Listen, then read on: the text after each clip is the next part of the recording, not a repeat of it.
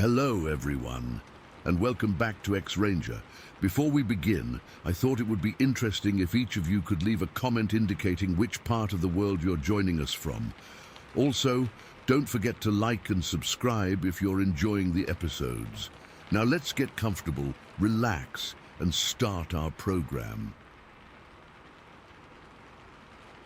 I never believed in these things.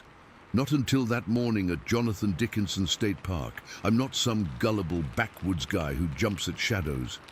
I was a Marine sergeant who served in Desert Storm, for God's sake. I've been shot at by actual humans trying to kill me. But what happened in those Florida wetlands back in the mid-70s, I still can't fully explain it. We'd just moved to South Florida, and I was eager to explore the hunting opportunities. The locals kept talking about this skunk ape, their version of Bigfoot, I guess. I just nodded and smiled. Sure, whatever you say. I figured it was just local color, something to scare tourists or kids around campfires. That particular morning, I was after wild hogs at a spot the regulars called the Intersection, a simple place where a forest road crossed a canal. Nothing fancy, just a good vantage point. I'd done my homework, talked to the park rangers and some local hunters. Hogs were plentiful, and I was hoping to bring home some meat for the freezer. I got there about 30 minutes before daybreak, settled into position, and waited. The air had that heavy, damp Florida feel. Not quite cool, not quite warm, just wet. Mosquitoes were having a feast on any exposed skin, despite the repellent I'd practically bathed in. The smell of mud, vegetation, and stagnant water filled my nostrils. It wasn't unpleasant, just wild. First light came with that gradual blue-gray transition. The night creatures were quieting down, and the day creatures hadn't fully woken up yet. There's always this strange quiet period right at daybreak that hunters know well. You can almost feel the forest shifting gears. That's when I spotted them. Two small black hogs about 200 yards ahead of me. Perfect. They were rooting around, completely unaware of my presence. I started moving toward them, keeping low and slow, making sure the wind wouldn't carry my scent their way. Every few steps, I'd pause and listen, force of habit from both hunting and military training. I was maybe 50 yards closer when something caught my eye. Two distinct trails running side by side through the wet grass. It had rained the previous afternoon, and the grass was still bent and compressed where something or someone had walked through. Recently too, judging by how the grass hadn't sprung back up yet. This immediately struck me as odd. We rarely saw anyone in this part of the forest, especially not this early. And why would two people walk exactly parallel to each other? It wasn't like following a narrow path where you'd walk single file. These trails were perfectly spaced, maybe 3 feet apart, running straight through open ground. I crouched down to examine them more closely. The grass was cleanly pressed down, not broken or trampled. Whatever made these trails was heavy enough to compress the grass completely, but careful enough not to tear it. I touched one of the flattened areas, still damp from dew, but no mud disturbed. Strange. That's when I heard it. A soft splashing sound from a small cypress head across the canal. My head snapped up, and I instinctively froze in place. It wasn't the sound of a gator sliding into water or a bird taking flight from the surface. This was deliberate, like something large carefully stepping into shallow water. I slowly backed away from the trails and moved up to the canal dike. The canal itself wasn't very wide, maybe 15 feet across, with murky water that you couldn't see more than an inch into. The cypress head was a small cluster of trees growing in a slightly deeper part of the swamp, creating a shaded island of sorts. I got to the top of the dike and went completely still. The splashing had stopped. I raised my rifle, a Remington 30-6 that I'd owned for years, and looked through the scope. Scanning the cypress head, nothing moved. The morning light was still dim, but I could make out the rough shapes of trees and undergrowth. That's when I heard it. A sound I've never heard before or since. A low, sharp exhalation, sort of like, "Hum." It wasn't particularly loud, but it carried, and it didn't sound like any animal I knew. Not a grunt like a hog makes, not a cough like a deer, and definitely not any sound a human would naturally make. It was purposeful. A warning. Every hair on the back of my neck stood up. My skin prickled with gooseflesh despite the humid air. That sound triggered something primal in my brain, a recognition of danger that bypassed all rational thought. I dropped flat against the dike, heart hammering in my chest. In Desert Storm, I'd learned to trust that instinct. It had kept me alive more than once. This wasn't fear exactly. It was my body responding to a threat before my mind could fully process it. I controlled my breathing, forcing myself to take slow, silent breaths through my nose. I could feel my pulse in my fingertips as I gripped my rifle. After about 30 seconds of lying motionless, I slowly crawled back up to the top of the dike. I set my pack in front of me, rested my rifle on it for stability, and peered through the scope again. The crosshairs moved methodically across the tree line on the other side. Nothing, no movement, no sound. But I knew something was there. I could feel it watching me. For the next hour, I barely moved. My legs cramped, my shoulders ached from tension, but I remained still. The hogs I'd been stalking were long gone, spooked by that warning sound or my sudden movements. The forest had returned to its normal morning activity. Birds calling, insects buzzing, the occasional splash of a fish jumping. But whatever had made that sound never reappeared. Eventually, I had to move. Carefully, I backed down the dike, keeping my rifle ready. I circled wide around the area, staying in the open where I could see my surroundings clearly. I kept glancing over my shoulder, half expecting to see something, but there was nothing there. When I got back to my truck, I sat for a long while, trying to make sense of what had happened. What had made those parallel trails? What creature could make that sound? And why did it feel like it was warning me away rather than threatening me? I found myself thinking about those skunk ape stories. I'd dismissed them as local folklore, but sitting there with my hands still slightly shaking, I wasn't so sure anymore. Whatever it was, knew I was there before I knew it was there. It could have easily remained hidden, but it chose to make its presence known, like it was establishing a boundary. I returned to that same spot several times over the next few months, but I never heard that sound again. Once, though, I found a similar set of parallel trails, this time leading away from the canal into denser forest. I followed them for about a quarter mile before they disappeared where the ground hardened. The strangest part was finding a half-eaten hog carcass nearby, not torn apart like predators would do, but methodically butchered. The choice cuts were gone, hams, loins, shoulders. No animal I know eats that selectively, and no hunter I know would leave the rest behind. One of the old-timers at the local bait shop just nodded when I cautiously mentioned the incident. "You got warned off," he said simply. "Consider yourself lucky. Most folks who get that close don't get a warning." I didn't ask what he meant. I didn't want to know. To this day, I can't explain what happened at Jonathan Dickinson State Park. I've hunted all over the country since then, encountered bears, mountain lions, all kinds of wildlife.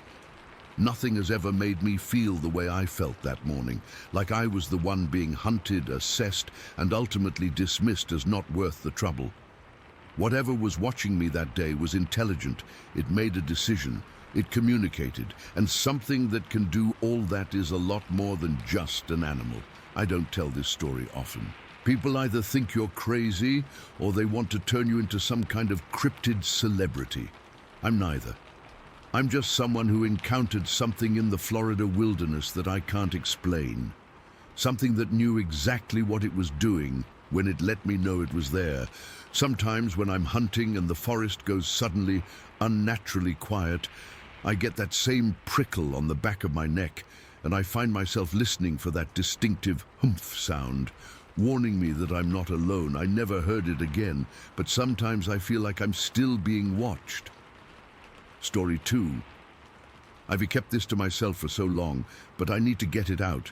Maybe someone here has seen something similar or can help me understand what happened that day. It was September 26th, 1973. I was 15 then, living in a small town in western Pennsylvania where everyone knew everyone's business.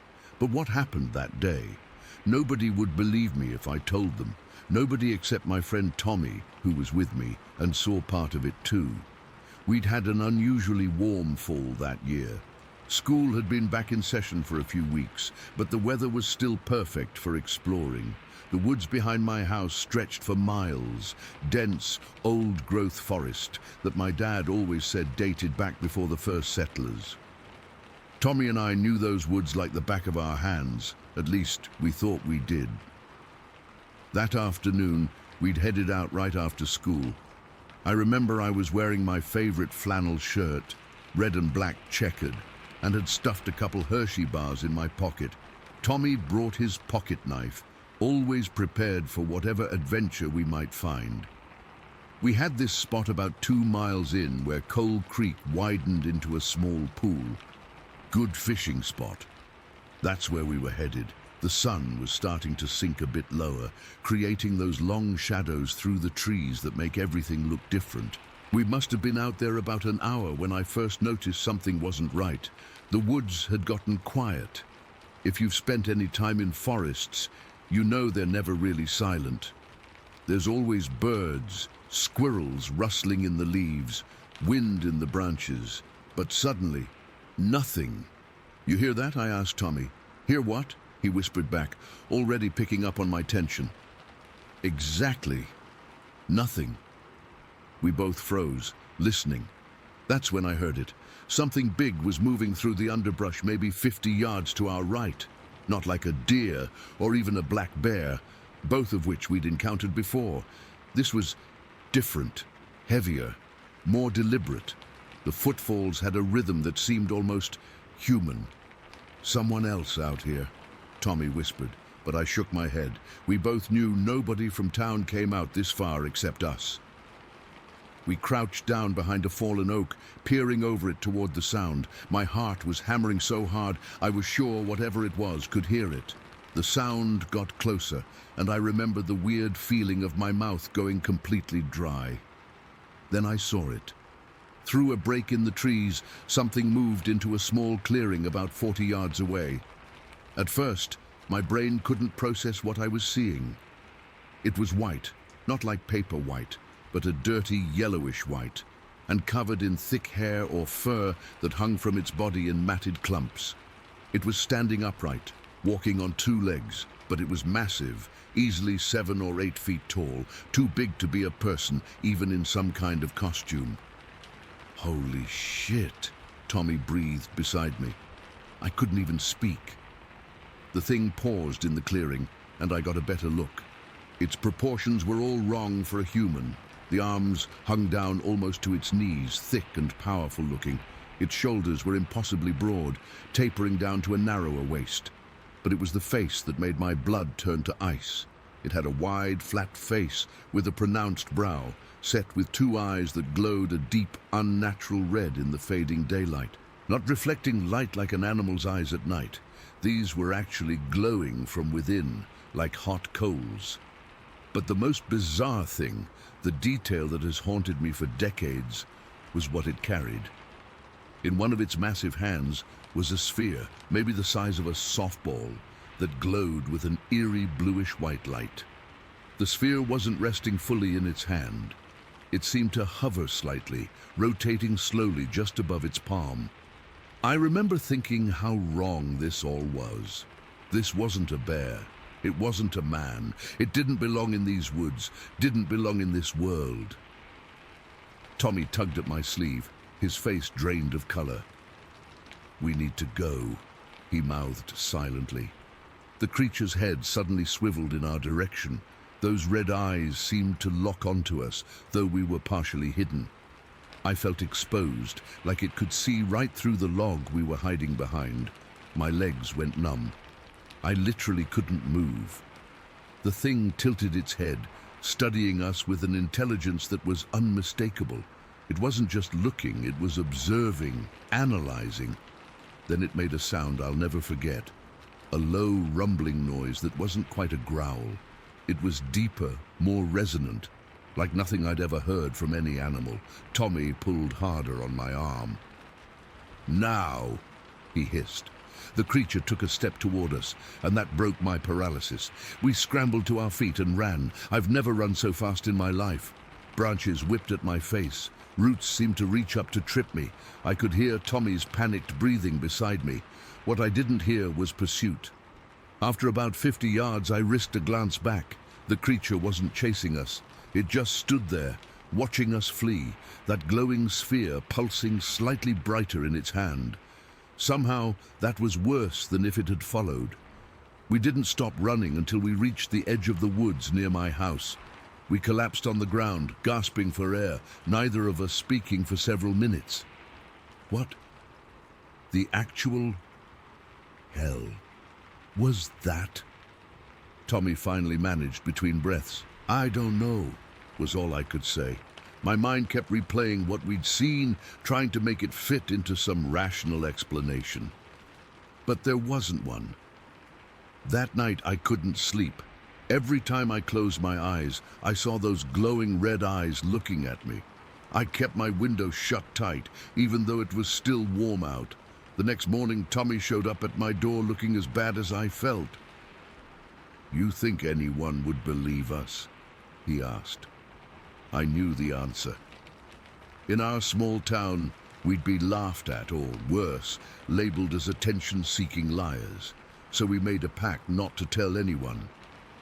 But 3 days later, my dad came home from the barbershop with news that made my blood run cold. Apparently, a couple of hunters over in Westmoreland County, not 30 miles from us, had reported seeing some kind of white creature in the woods there. A hairy man was how they described it, and the detail that made me nearly choke on my dinner. They said it was carrying some kind of glowing object. My dad laughed it off. "Probably been hitting the bottle while they were out there," he said. But I saw the opportunity to indirectly get some adult input. "What do you think it could be, Dad?" "If it was real," I asked, trying to sound merely curious. He shrugged. "World's full of strange things, kiddo. Probably just a bear with some phosphorescent fungus stuck to its fur. Or a hoax." But I could tell he was intrigued. My dad had been a forest ranger before settling into his job at the sawmill. He respected the woods and knew them well. The next day, a Saturday, he announced he was going hunting. Unusual for him this early in the season. But I knew what he was really hunting for. He left at dawn with his rifle and a day pack. When he finally came home after dark, something was different. His face was pale, and he moved like a man in a daze. When my mum asked if he'd had any luck, he just shook his head and mumbled something about getting turned around. He went straight to bed without eating dinner. The next morning, I found him at the kitchen table at 5 a.m., staring out the window toward the woods. "Dad, you okay?" I asked. He looked at me with bloodshot eyes. "I can't remember," he said quietly. "Can't remember what?" "Most of yesterday. I was following a trail, then nothing clear until I found myself walking back toward the road at sunset. 6 hours gone." He rubbed his temples. "Got the worst headache of my life." A chill ran down my spine. "Did you see anything weird out there?" Something flickered in his eyes. "I think so, but it's like trying to remember a dream. Every time I get close to the memory, it slips away." He shook his head. "Crazy, right? Must be coming down with something." But he wasn't sick. What happened was that over the next few weeks, my dad became obsessed with that section of the woods. He'd disappear for hours, coming back with no explanation of where he'd been. I'd catch him standing at the edge of our yard, staring into the trees, with a strange longing on his face. My mom was worried sick, but couldn't get him to talk about it. Once, I followed him.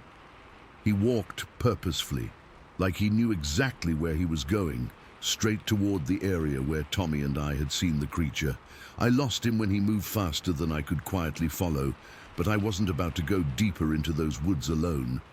I tried talking to Tommy about going back together, maybe in daylight, to see if we could find any evidence, but Tommy refused.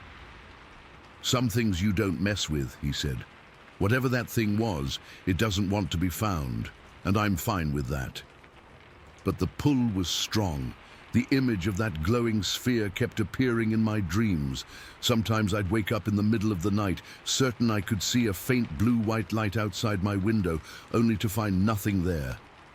About a month after our encounter, I finally worked up the courage to go back to that clearing alone. I told myself I was being scientific, looking for physical evidence, footprints, hair, anything, but deep down, I think I wanted to see it again. To prove to myself I wasn't crazy. The clearing looked ordinary in the daylight, no signs of anything unusual, but as I stood there, I felt a strange sensation, like the air was charged with electricity. The hairs on my arms stood up, and I heard it again, that deep, rumbling sound, just at the edge of perception. I ran again, but in the decades since, I've never been able to fully leave that experience behind. My dad eventually stopped his woods excursions, but he was never quite the same. Sometimes I'd catch him looking toward the forest with that same strange expression, part fear, part longing. Tommy and I drifted apart in high school. Last I heard, he moved to Arizona, about as far from Pennsylvania woods as you can get. I still live in the same county, though not in my childhood home. Sometimes I drive past those woods and feel that same pull my father felt, but I resist it. Whatever was out there, whether some unknown creature or something I'm still not equipped to understand, it's best left alone. But I still wonder about that glowing sphere. What was it, some kind of technology? A natural phenomenon? And why would this creature be carrying it?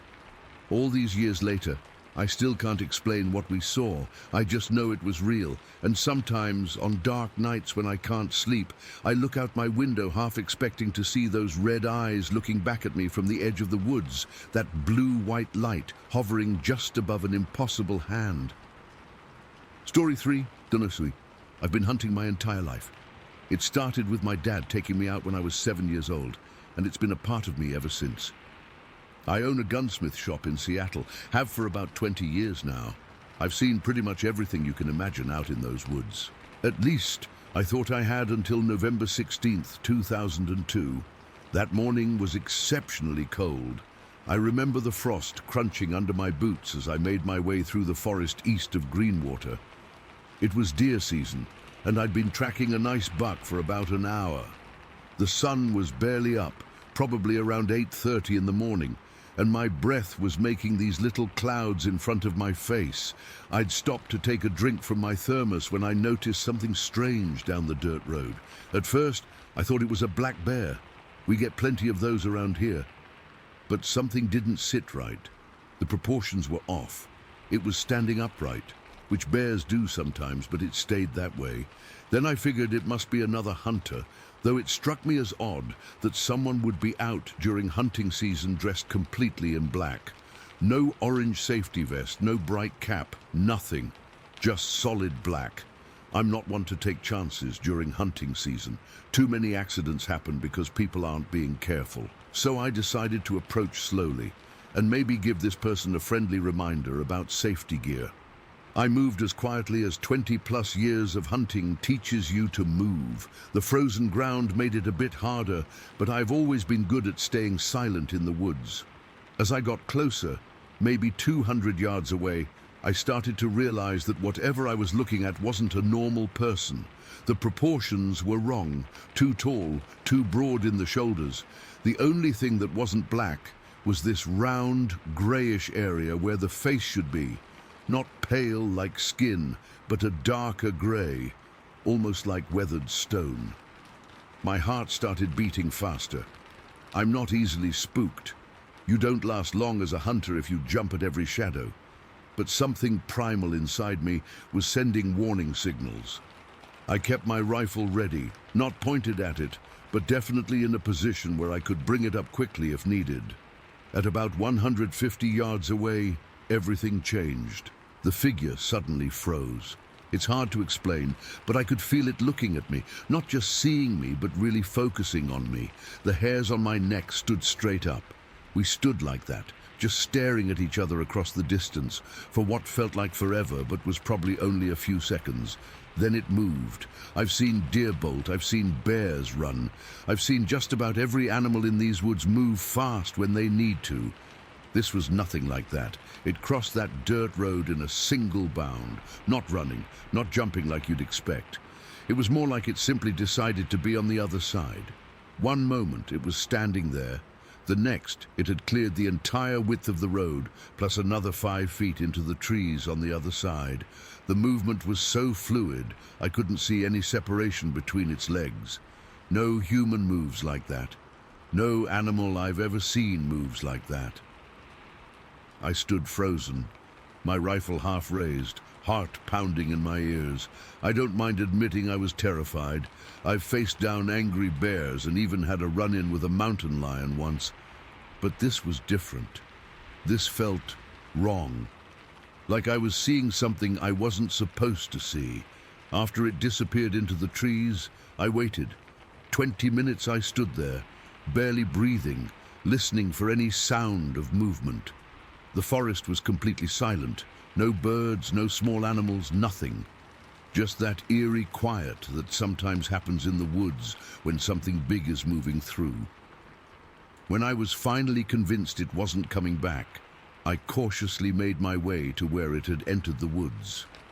The ground was frozen mud, perfect for preserving tracks.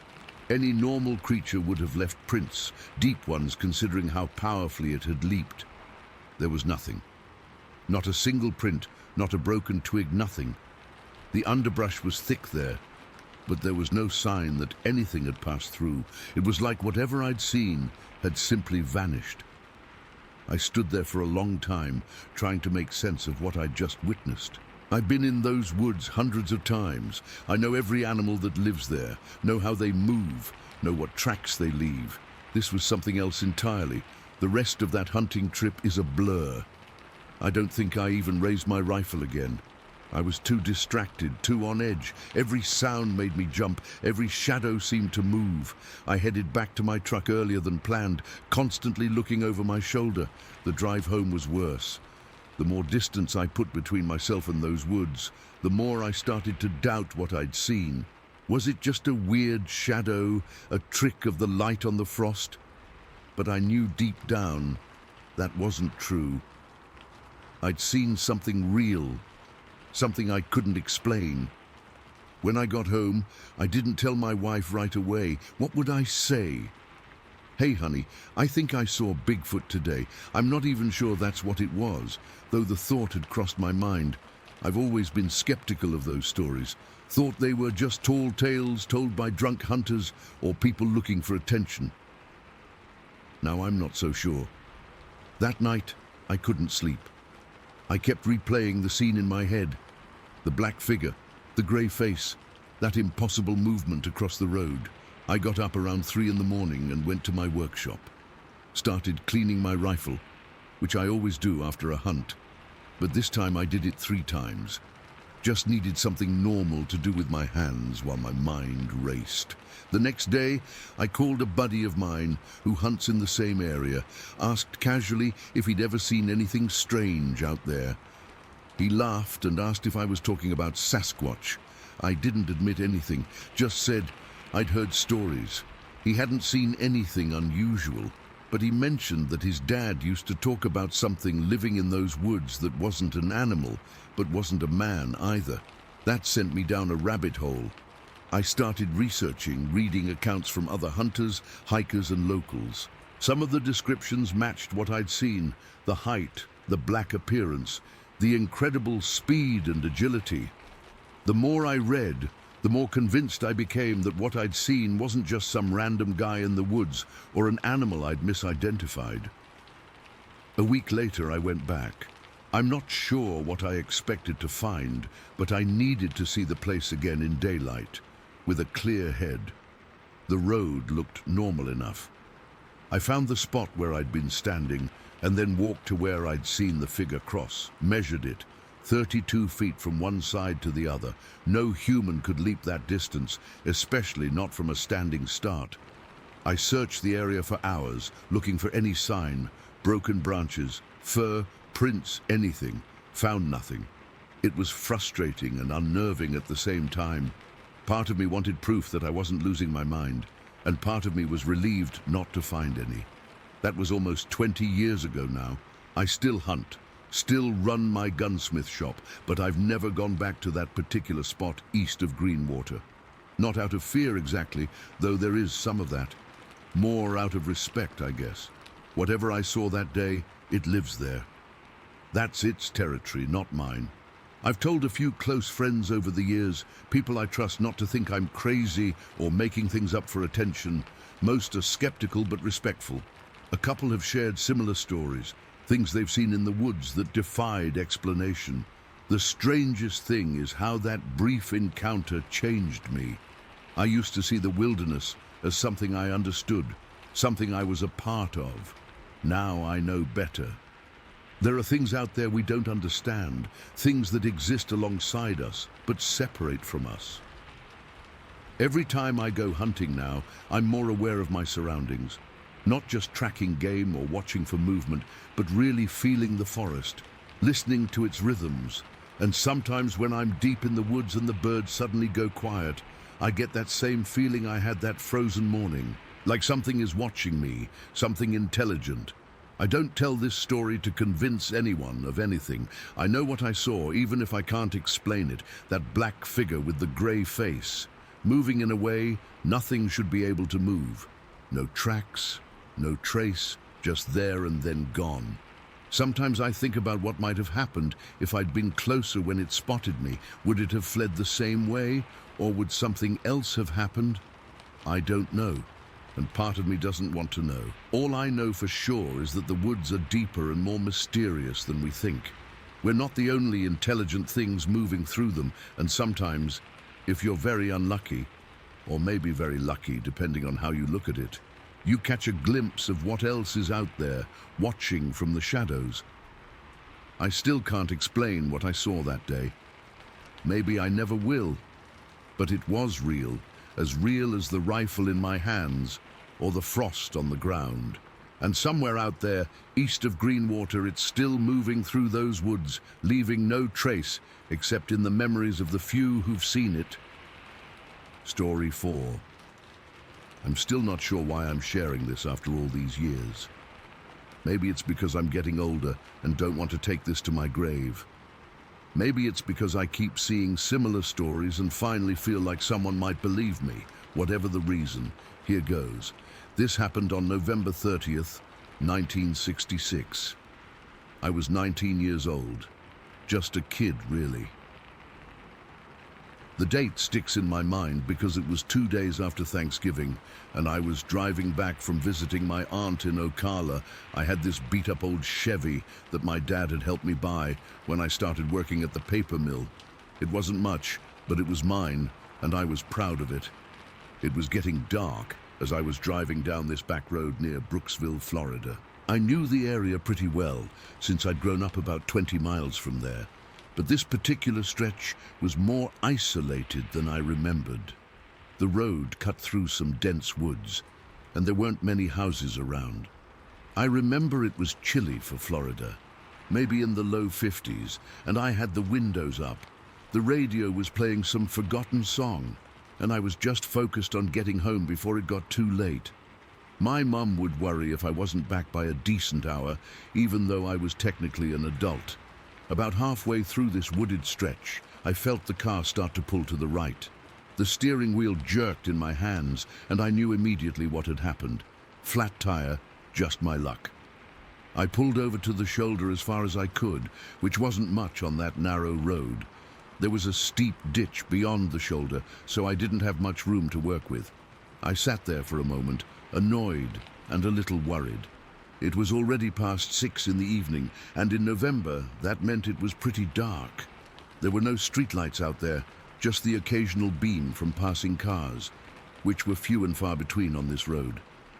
I turned on my hazard lights and grabbed the flashlight I kept in the glove compartment. When I got out, the air felt different somehow, heavier. I remember thinking it was probably going to rain soon. I popped the trunk and pulled out the spare tire and jack. I'd changed tires before. My dad made sure I knew how to do basic car maintenance before he let me drive alone. But I'd never done it in the dark on the side of a deserted road.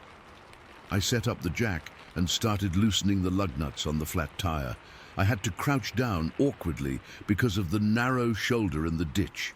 The flashlight wasn't much help balanced on the ground, so I was mostly working by the dim glow of my hazard lights. Every few minutes I'd glance up and down the road, hoping to see headlights from an approaching car that might stop and help, but there was nothing. I'd been working for maybe 10 minutes when I heard it. At first, I thought it was just the wind moving through the trees. But then I realized there wasn't much wind that night. The sound was a heavy rustling from the woods to my right, maybe 30 feet away.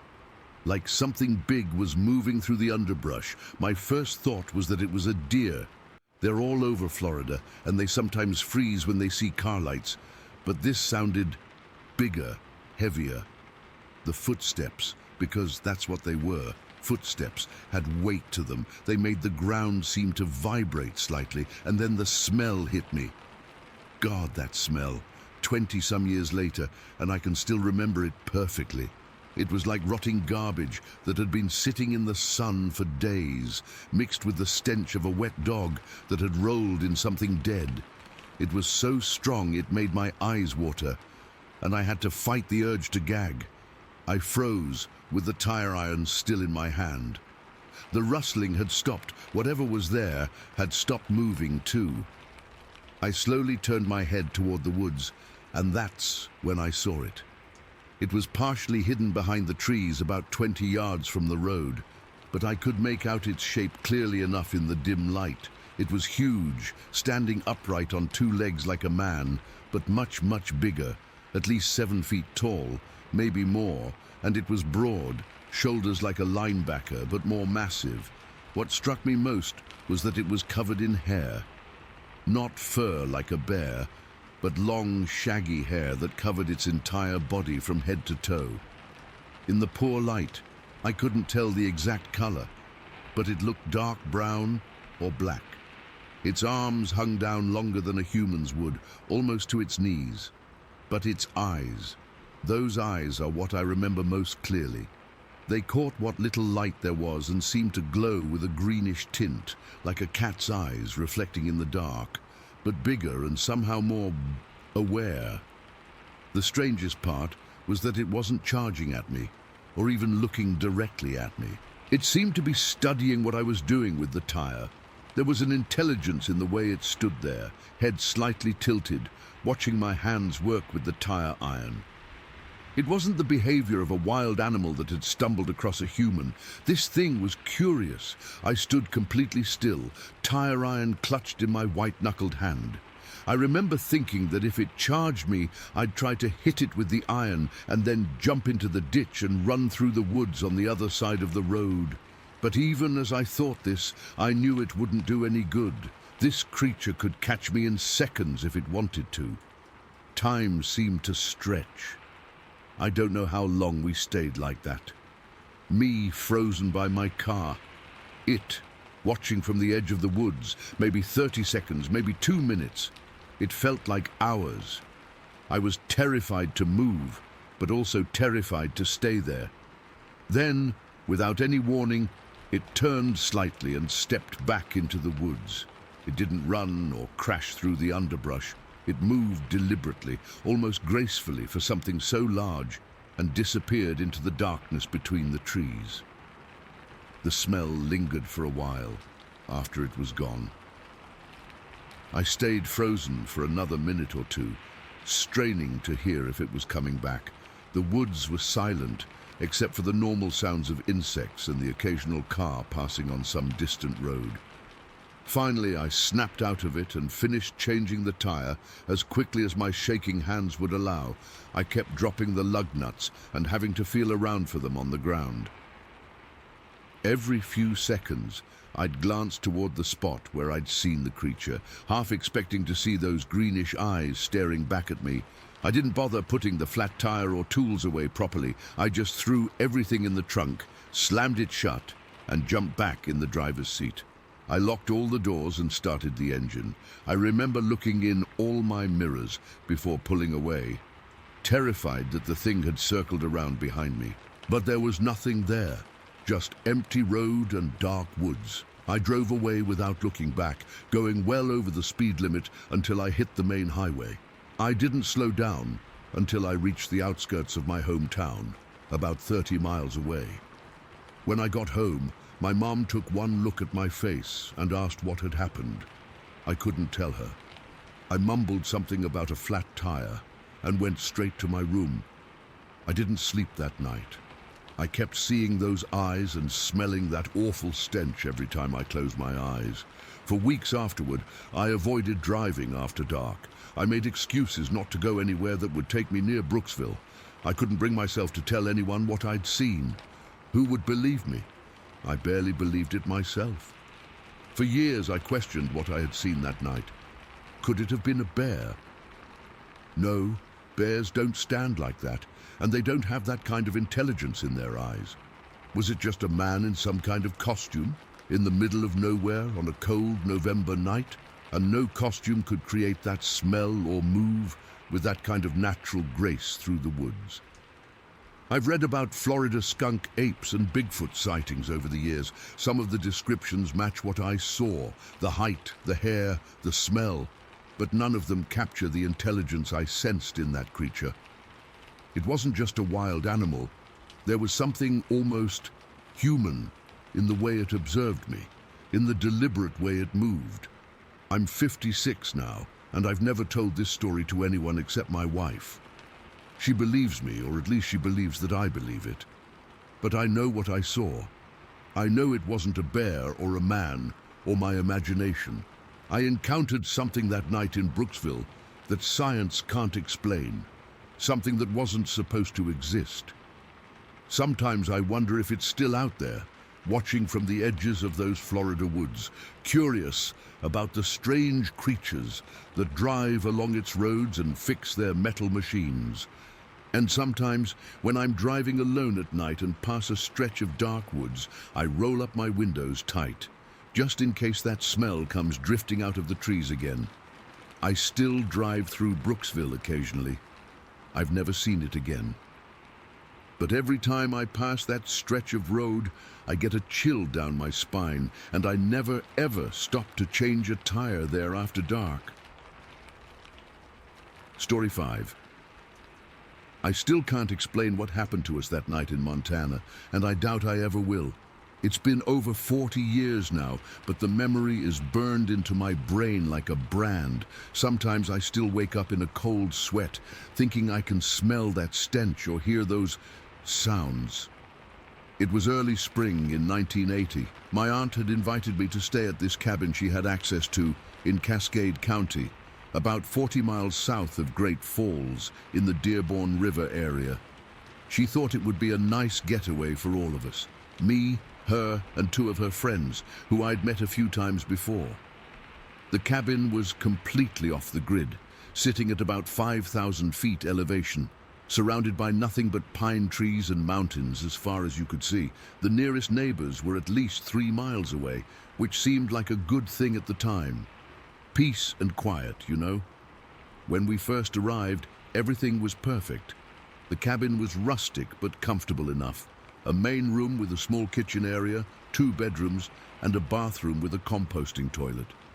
The place ran on propane for the stove and lamps, and we had to haul our water in. It was primitive compared to city living, but that was part of the charm. The landscape around us was beautiful but harsh. The Rocky Mountain Front Range loomed in the distance, and dense forests of pine and spruce surrounded us on all sides. There were still patches of snow on the ground, especially in the shadowy areas under the trees, but most of the ground was dry. The air was cold and crisp, the kind that burns your lungs a little when you breathe in deep.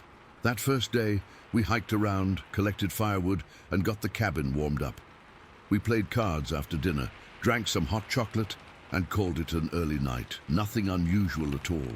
I woke up sometime after midnight. At first, I wasn't sure what had disturbed me. The cabin was dark except for the dying embers in the wood stove.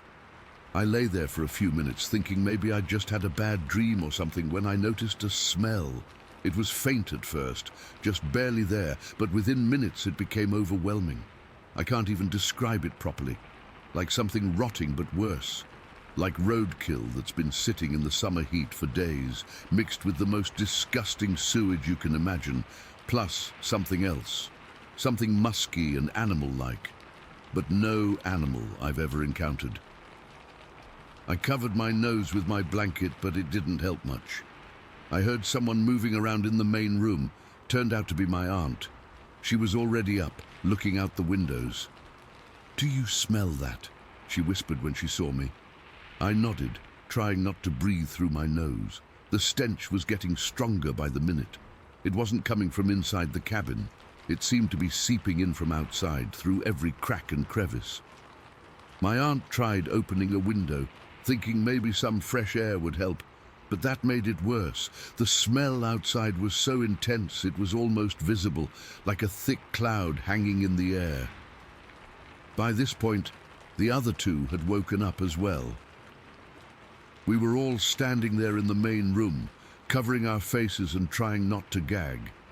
No one had ever smelled anything like this before. It wasn't natural. Not like a dead animal or skunk spray or anything else that might be found in the woods. Then we heard it. At first, it was just a low sound, almost at the edge of hearing. A sort of rumbling that seemed to vibrate through the floorboards, more than actually come through the air. But it grew louder, shifting into something I still struggle to describe. It was vocalized, definitely. Not just branches creaking or rocks falling. But it wasn't any animal call I'd ever heard, and I grew up in rural areas. The sound had this warbling quality to it, rising and falling in pitch, almost like someone trying to talk underwater, or like those recordings of whale songs, but wrong, distorted, and loud. God, it was so loud. It seemed to come from everywhere and nowhere at once, sometimes sounding like it was right outside the cabin walls, other times like it was coming from miles away, and it moved. That's what really got to me. The sound would start from one direction, say, from the forest to the north of us, then suddenly shift to coming from the south, with no pause or transition. No animal could move that fast. Nothing could. My aunt, always the practical one, grabbed her little portable tape recorder. She had brought it to record bird calls, but now she was frantically trying to capture these sounds. I remember the look on her face in the dim light from the propane lamp we'd lit, a mixture of fear and determination. Like she needed proof that this was really happening, that we weren't all having the same nightmare. The sounds continued for what felt like hours. Sometimes they would fade slightly, and we'd think maybe it was over, only for them to come roaring back louder than before. And once, this is the part that still makes my skin crawl, the sounds seemed to come from inside the cabin with us, like whatever was making them was standing in the corner of the room, invisible. We huddled together on the couch, not saying much. What could we say? None of us had any explanation for what was happening. We were all completely sober. We hadn't even brought any alcohol to the cabin, let alone drugs. This wasn't some hallucination. It was real. The worst part was feeling trapped. We couldn't leave. It was the middle of the night in remote wilderness, with who knows what out there making those sounds. The cabin was our only shelter, but it felt so flimsy, so inadequate against whatever was out there. The walls seemed paper thin, the door like it could be ripped off its hinges with minimal effort. Around 3 in the morning, the sounds changed.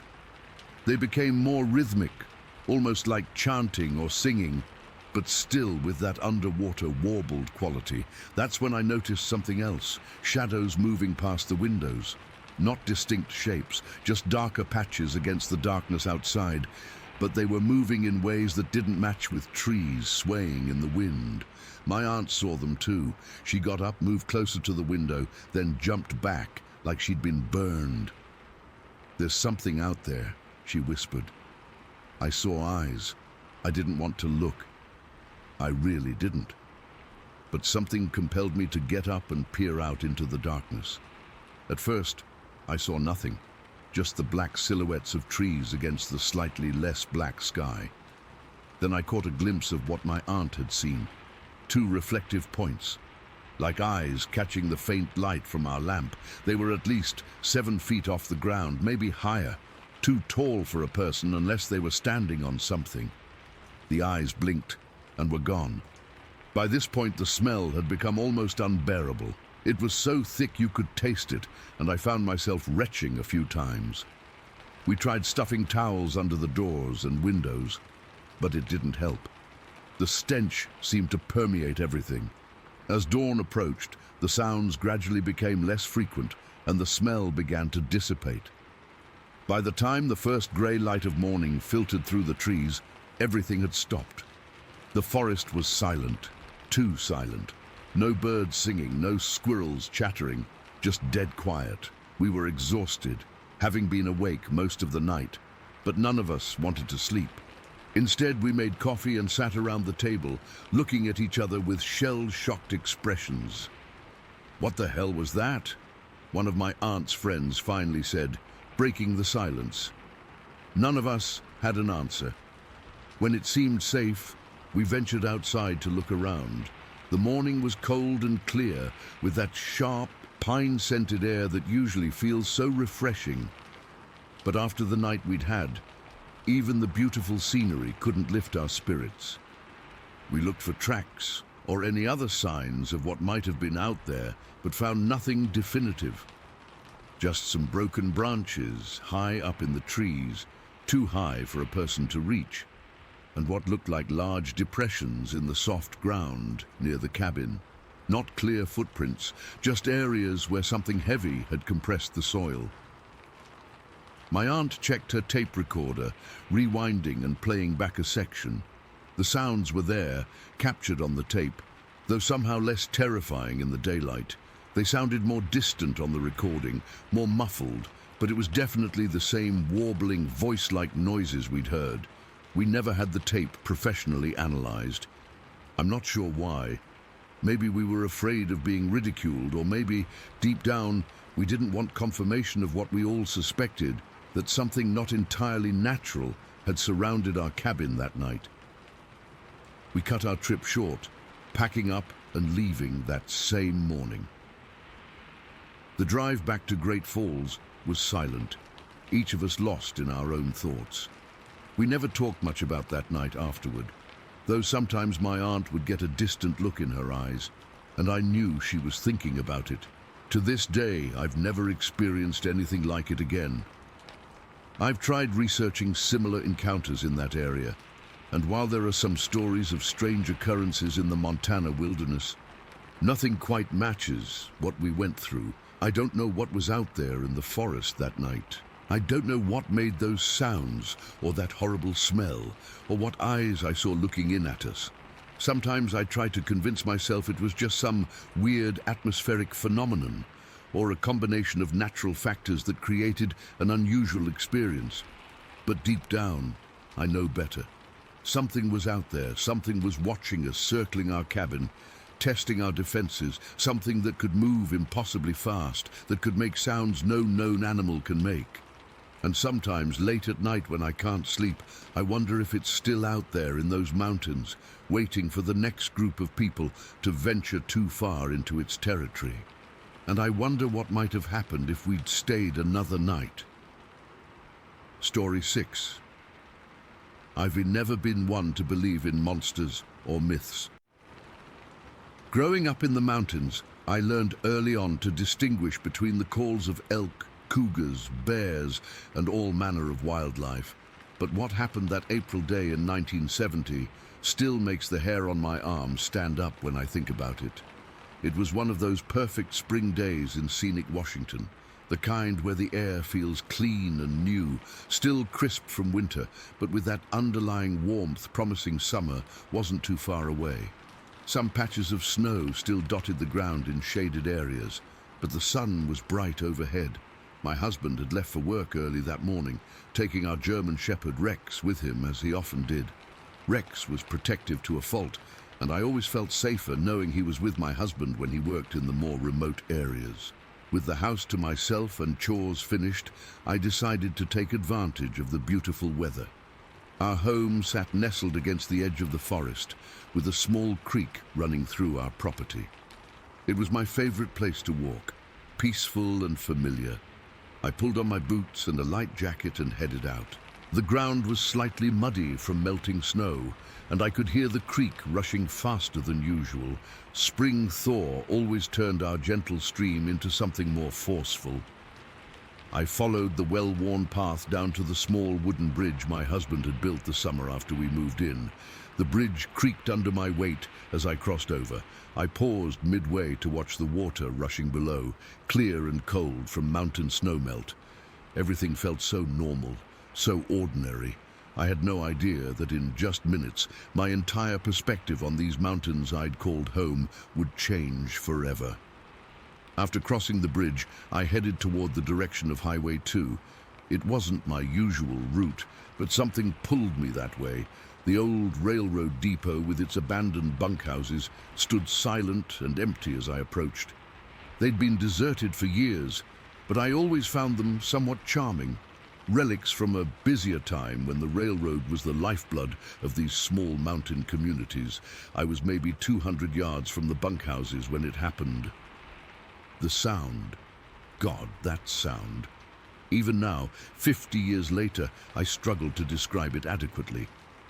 It started as a deep, guttural roar. Something so powerful and resonant I could feel it in my chest cavity. The volume was unlike anything I'd ever heard come from any living creature. This wasn't just loud, it was physically imposing. The sound rose in pitch until it reached an almost shrill quality that echoed off the mountainsides around me. Then silence. For maybe 3 seconds, though it felt much longer, then it came again. The same progression from deep roar to high-pitched wail, but this time the pause after was shorter, and then a third time, almost identical to the first two. I froze completely. My body seemed to understand something my mind couldn't yet process.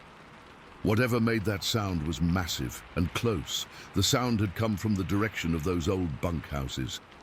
I'd been walking these woods alone for years. I knew every normal sound they could produce. I'd heard cougars scream, bears roar, elk bugle, and even the occasional wolf howl as they started to return to the area. This wasn't any of those, not even close. What struck me most wasn't fear, though that came later, but pure astonishment. How could something make a noise that loud, that powerful? And I'd never heard it before in all my years here. How could something that obviously large remain hidden in these woods that I thought I knew so well? I stayed completely still, barely breathing. Part of me wanted to run back home, but another part, the part that had grown up respecting but not fearing nature, was overwhelmingly curious. I listened intently for any follow-up sounds, breaking branches, footsteps, anything. But there was nothing. Just the ordinary forest sounds slowly returning as birds began to chirp again and the wind rustled through new spring leaves. After what felt like forever but was probably only a minute or two, I took a cautious step backward, then another. I didn't turn my back on those bunkhouses. Something instinctive told me not to. I retreated slowly, eyes fixed on the area where the sound had originated. When I reached the bridge, I finally turned and walked quickly home. My hands were shaking by the time I unlocked our front door. I sat at the kitchen table with a cup of tea, replaying the sound in my head over and over. It wasn't until my husband came home that evening that I told anyone what I'd heard. Could have been a train engine, he suggested after listening to my description. Sound carries funny in these mountains, but there hadn't been any trains through that old depot in years. The tracks were rarely used by then, and I knew what train sounds were like. This was organic, alive. No mechanical device made that noise. Life went on. Spring turned to summer, and I continued my walks, though I avoided the area near the old bunkhouses for a while. Eventually, I convinced myself it must have been some explainable natural phenomenon, maybe a rock slide that somehow created that particular progression of sounds. Maybe a combination of different animals calling at once, creating something that seemed unified but wasn't. I might have permanently filed it away as unexplained but probably natural, if not for what happened a few years later. It was 1976 when I was folding laundry with the TV on in the background. My kids were playing outside. We had two by then, aged 6 and 4. We'd been in that same house for about 10 years, and nothing unusual had happened since that day in 1970. The TV was tuned to Unsolved Mysteries. I wasn't really watching, just half listening while focusing on the laundry. Then I heard it. Through the television came a sound that made me drop the shirt I was folding. It was the same progression, that deep, resonant roar climbing to a high-pitched wail, the same pauses, the same pattern. Goosebumps erupted across my arms and neck as I rushed to the TV and turned up the volume. The segment was about Sasquatch sightings in the Pacific Northwest. They played what they claimed was an audio recording of a Bigfoot call captured somewhere in Northern California. I sat there, stunned. It was so similar to what I'd heard that day by the bunkhouses. That's when I remembered something I'd almost forgotten. About a year or two before my experience, some students from the University of Washington had come through our area. They were hiking along the old railroad tracks that ran above our property, doing some kind of field research. They came down to our house asking for water, excited and talking over each other. They claimed they'd seen something large and upright moving through the trees, something they were convinced was a Sasquatch. My husband and I had exchanged knowing looks. These city kids probably saw a bear standing on its hind legs, or maybe just a large hiker with a backpack. We gave them water, sent them on their way, and laughed about it later.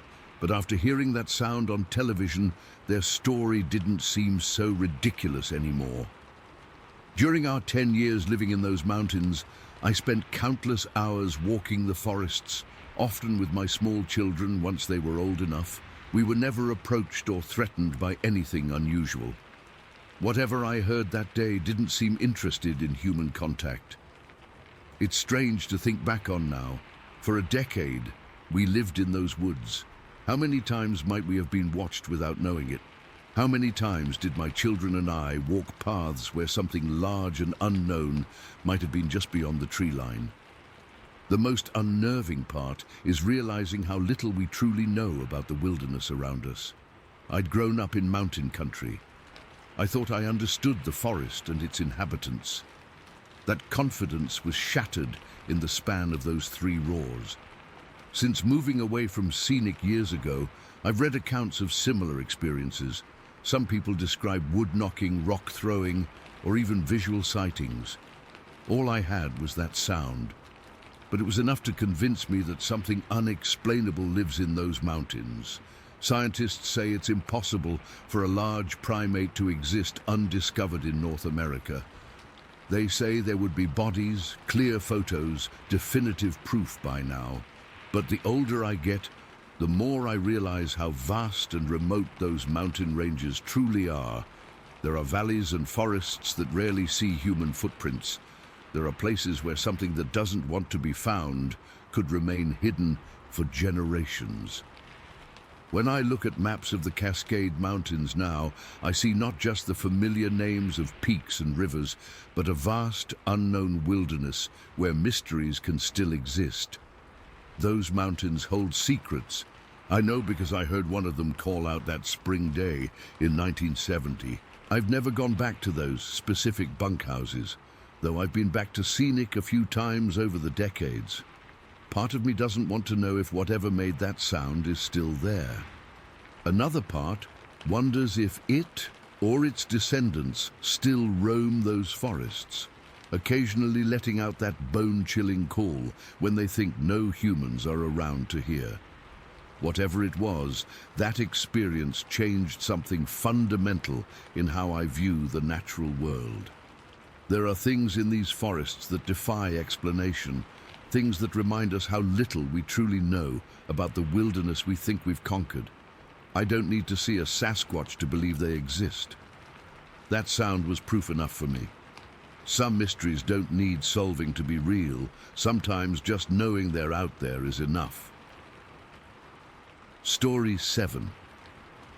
I've been hesitating to write this down for years. Every time I think about it, my hands start to shake, and I get this weird feeling in my stomach. But maybe getting it out will help. I don't know. This happened back in August of 2005. Me and my two buddies, Mark and Tyler, decided to go backpacking in Wenatchee National Forest. We'd been planning this trip for months, a 3-night loop trail that would take us up into the higher ridges before coming back down. The weather forecast looked perfect. Warm days, cool nights, clear skies, just what you want for a summer hike. The first day and night were exactly what we expected. Beautiful views, good hiking, and that awesome feeling of having the entire forest to yourself. We didn't see another soul on the trail, which wasn't surprising since we'd intentionally picked a less popular route. We were all experienced enough hikers, had good gear, plenty of food and water, nothing to worry about. On the second day, we made good progress and were about to reach our planned campsite near a small creek around 6 in the evening. The sun was still up but starting to get lower, casting these long shadows through the trees. We were just chatting about nothing important when Tyler suddenly stopped and pointed to something on the slope about 50 yards off the trail. "What's that?" he asked quietly. I looked over, thinking it was probably a deer or maybe an elk. What I saw at first looked like a burnt tree stump, just this dark shape standing against the background of green and brown. But then it moved. Just a slight shift, but enough that all three of us froze in place. This wasn't a stump. It was tall, way taller than any of us, probably 7 feet at least. It had these incredibly broad shoulders that narrowed down to long legs. The thing was standing completely upright, covered in dark hair or fur that looked almost black in the shadow of the trees. What really got me was its head, slightly pointed at the top, not round like a human's, and its arms. They hung down past its waist, way longer than they should be. I'm not exaggerating when I say this, but as we stood there staring, it turned its head to look directly at us. Its eyes caught what was left of the sunlight and seemed to glint or reflect it back at us. We all saw it. We all stopped breathing for a second. It watched us for maybe 5 seconds, completely still except for its head movement, then took a deliberate step backward and disappeared into the trees. No one said anything for what felt like forever. Finally, Mark whispered, "Did you guys see that?" Tyler and I just nodded. We didn't need to discuss what it was. None of us said the word Bigfoot out loud, but I know we were all thinking it. "Let's keep going," I finally said. The campsite isn't far. We continued toward the creek but moved a lot faster than before. No more casual conversation, no more stopping to look at interesting plants or rock formations, just quick, purposeful walking. I kept glancing over my shoulder and scanning the trees around us. I couldn't shake the feeling that whatever that thing was, it was following us, keeping pace just out of sight. We reached the creek around 6:30 and started setting up camp immediately. Normally, we'd take our time, enjoy the process. But that day, we worked quickly and efficiently, barely speaking. The weird thing was how quiet the forest had become. Usually you'd hear birds, squirrels, all the normal forest sounds. But now there was nothing except the sound of the creek and our gear. The entire time we set up, I couldn't shake this overwhelming feeling of being watched. You know that sensation when you're alone, but suddenly feel like someone's staring at you. It was like that, but 100 times stronger. I could almost physically feel eyes on me from somewhere in the trees. We got a fire going as the sun went down, hoping it would keep whatever was out there at a distance. We tried to act normal, making dinner and talking about what route we'd take tomorrow, but our voices were too loud, too forced. We were all on edge, constantly looking up at the surrounding forest. After it got completely dark, around 9 or 9:30, we heard it. Footsteps in the woods above our campsite. Not the random movements of an animal foraging. These were deliberate, steady footsteps, slow and careful, like something big trying to move quietly. It sounded like it was circling just beyond where our firelight reached, maybe 30 or 40 feet from camp. We all stopped talking at the same time, listening. The footsteps immediately stopped too. We sat there in silence for maybe 30 seconds before Mark nervously started talking about something random. I don't even remember what. As soon as he started speaking, the footsteps resumed, continuing their slow circle around our camp. This pattern continued for the next hour. When we'd talk, the steps would move. When we'd fall silent to listen, they would stop. It was playing with us, listening to us.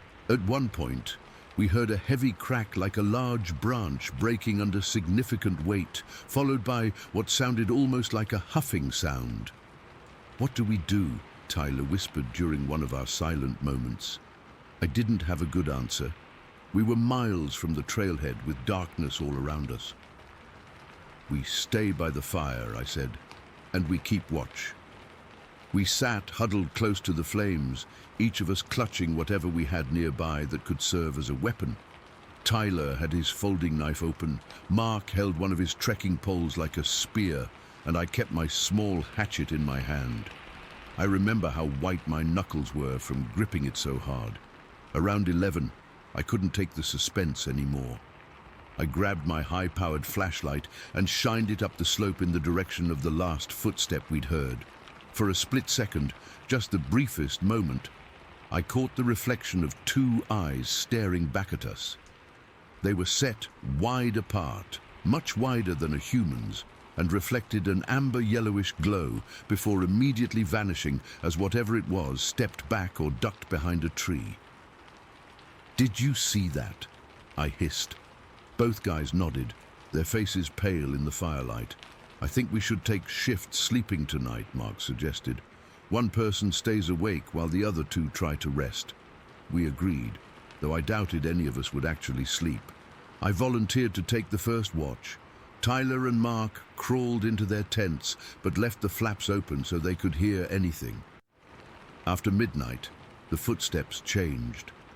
They moved closer than before, close enough that I could hear the soft crunch of pine needles underfoot. It was within 20 feet of our camp now, still just beyond where the firelight faded into darkness. Then came a sound that still haunts my dreams. The sound of heavy, slow breathing, deep and rhythmic. Not like a person who's been hiking, but like something large simply standing still, watching and breathing. I sat completely frozen, afraid to move or call out to my friends. The breathing continued for maybe 5 minutes, though it felt like hours. Then, from the darkness, came a smell, musky and wild, like wet animal fur mixed with something else I can't even describe. It was so strong it made my eyes water. Finally, I heard movement again, as whatever it was retreated back up the slope. I waited until I couldn't hear it anymore before I woke Mark for his shift. I didn't tell him about the breathing or the smell right then. I was too freaked out, and I didn't want to make it impossible for him to sit there alone. None of us slept that night. We kept the fire blazing until dawn, jumping at every snap of a twig or rustle of leaves. As soon as there was enough light to see, we packed up camp faster than we ever had before. We didn't bother with breakfast or coffee, just stuffed everything into our packs and hit the trail. Our original plan had been to continue the loop, which would have taken us deeper into the backcountry for another night. Without discussion, we all knew we were heading straight back to the trailhead instead. As we hiked out that morning, I kept getting this feeling we were being followed. Occasionally, when I'd look up at the ridge to our right, I'd glimpse a dark shape moving parallel to us through the trees. It stayed with us for at least 2 hours, keeping pace, until we finally reached a wider section of trail closer to the road where other hikers were starting to appear. We reached the car around noon and threw our packs in without even taking time to reorganize anything. The relief of being back in civilization was overwhelming. It wasn't until we were about 30 miles down the road that we really started talking about what we'd experienced. "That wasn't a bear," Tyler said flatly. "Bears don't stand upright like that, and they don't stalk people for hours." "And it wasn't a person," Mark added. "No way. It was too big, too different." I agreed with both of them. Whatever watched us that night in Wenatchee wasn't something I can explain. I remember how it stood there on that slope, completely still except for its head turning to look at us with those faintly glowing eyes. I remember the footsteps circling our camp in the darkness, patient and steady. I remember the breathing, so close I could almost feel it on my neck. It's been almost 18 years now, and I still can't bring myself to go camping in remote areas. My friends think I'm ridiculous. They don't understand why I insist on staying at crowded campgrounds with plenty of other people around. I've never told them about what happened in Wenatchee. How could I explain that in the backcountry, something walked those woods with us and made absolutely certain we knew we weren't alone?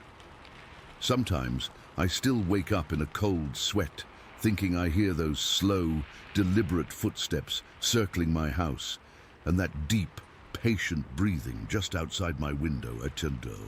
Story 8. I never really believed in Bigfoot.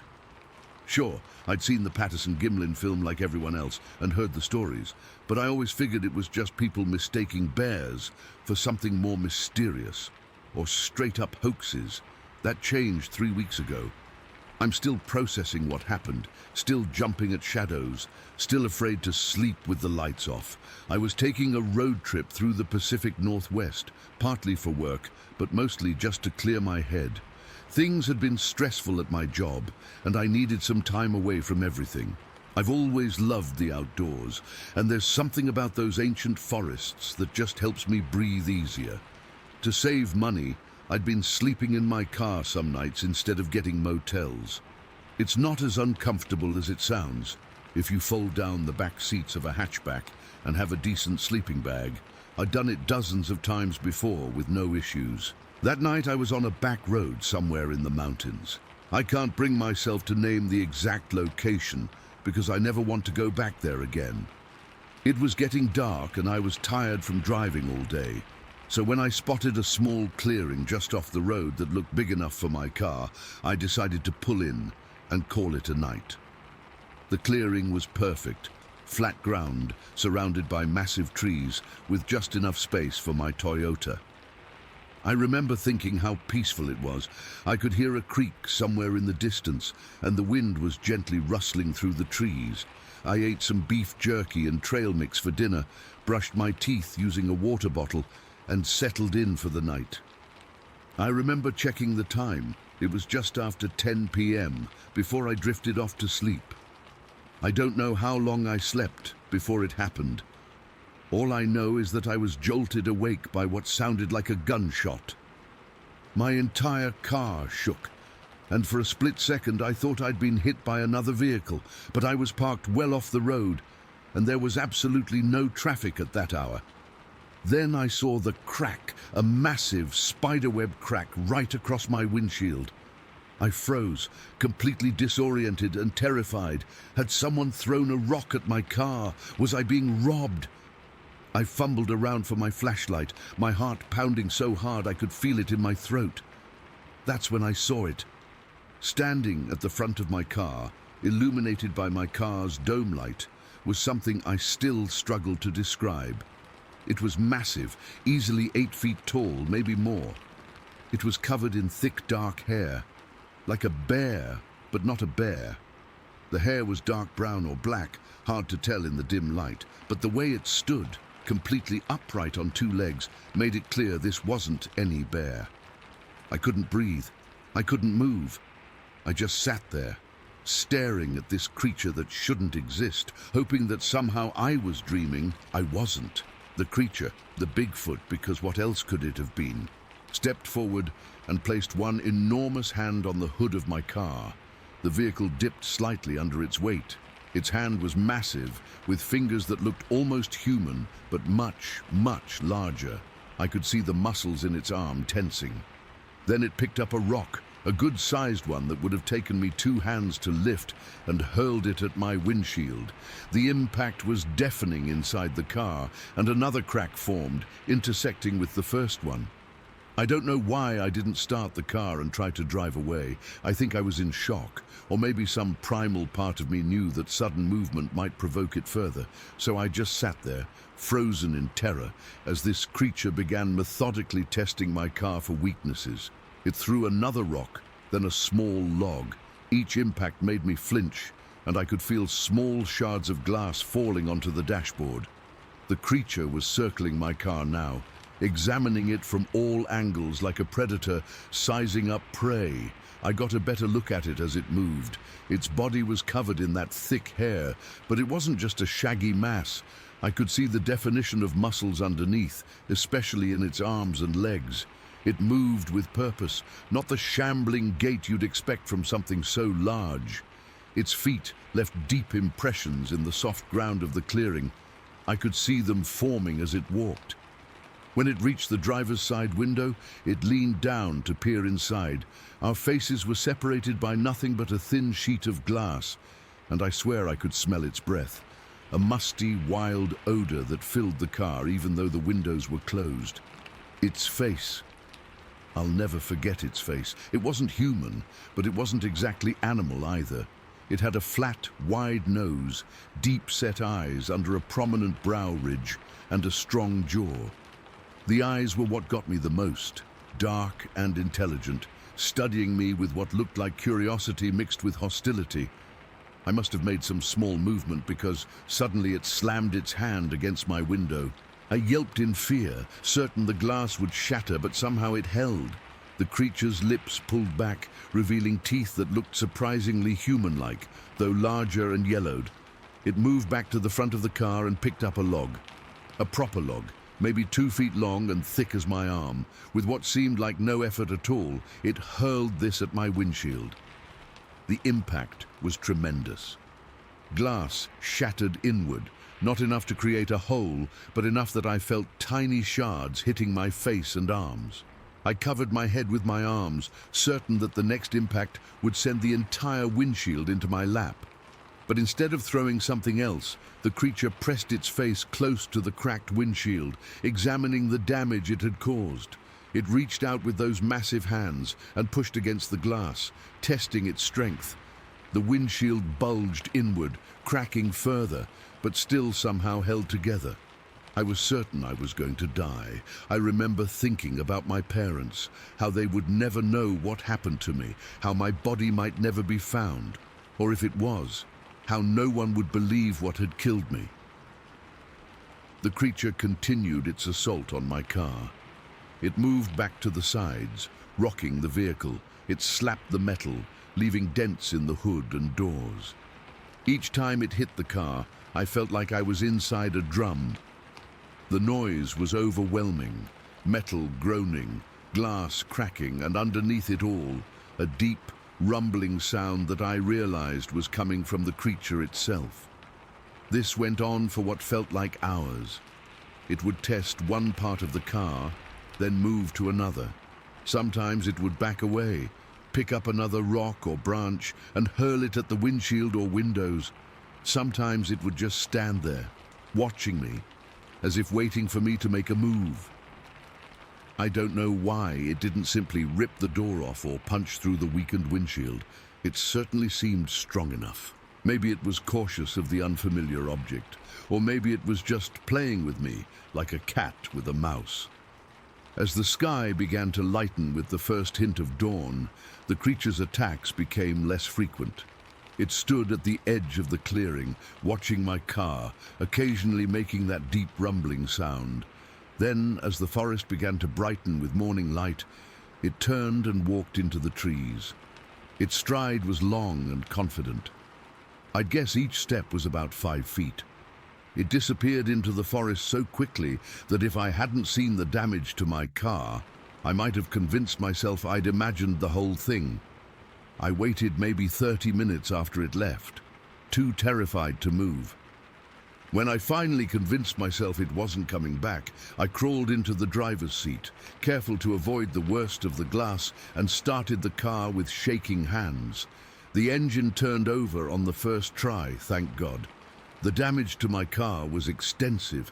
The windshield was a mess of cracks, with small pieces missing where glass had fallen inward. The hood was scratched and dented with what looked like fingerprints pressed into the metal. One headlight was smashed. The driver's side door had a dent the size of a basketball. I eased the car back onto the road and drove to the nearest town, never going above 30 miles per hour because I was afraid the windshield would collapse completely if I went any faster.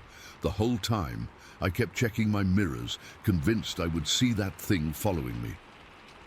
Before I left the clearing, I made myself get out and look at the ground around my car. I'm glad I did, because otherwise I might have eventually convinced myself it was all a nightmare or hallucination. The footprints were unmistakable. They were huge, I'd guess about 18 inches long, with 5 distinct toes. They were deep too, suggesting whatever made them weighed several hundred pounds. The stride matched what I'd seen, about 5 feet between prints. These weren't bear tracks. Bears don't walk exclusively on 2 legs, and their prints don't look anything like what I saw. The ground around my car told the story of what had happened.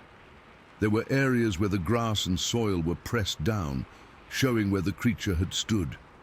Broken branches were scattered around, the ones it had thrown at me. Small rocks were strewn about as well. I've spent the last 3 weeks trying to make sense of what happened. I got my car repaired right away, telling the mechanic I'd hit a deer. I haven't told anyone else what really happened because I know how it sounds. Who would believe me? But I know what I saw.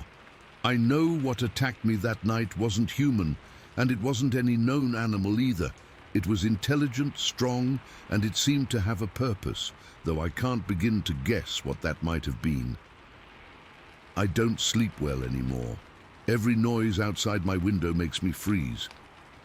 I've been researching Bigfoot sightings obsessively, and some of the accounts match what I experienced so closely it makes my skin crawl. All I know is that there are things in those ancient forests that most people never see, and I wish to God I could count myself among them. Story 9. I still remember everything about that summer night in '79.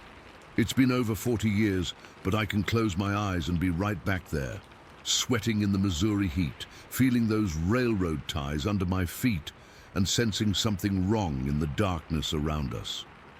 Let me back up.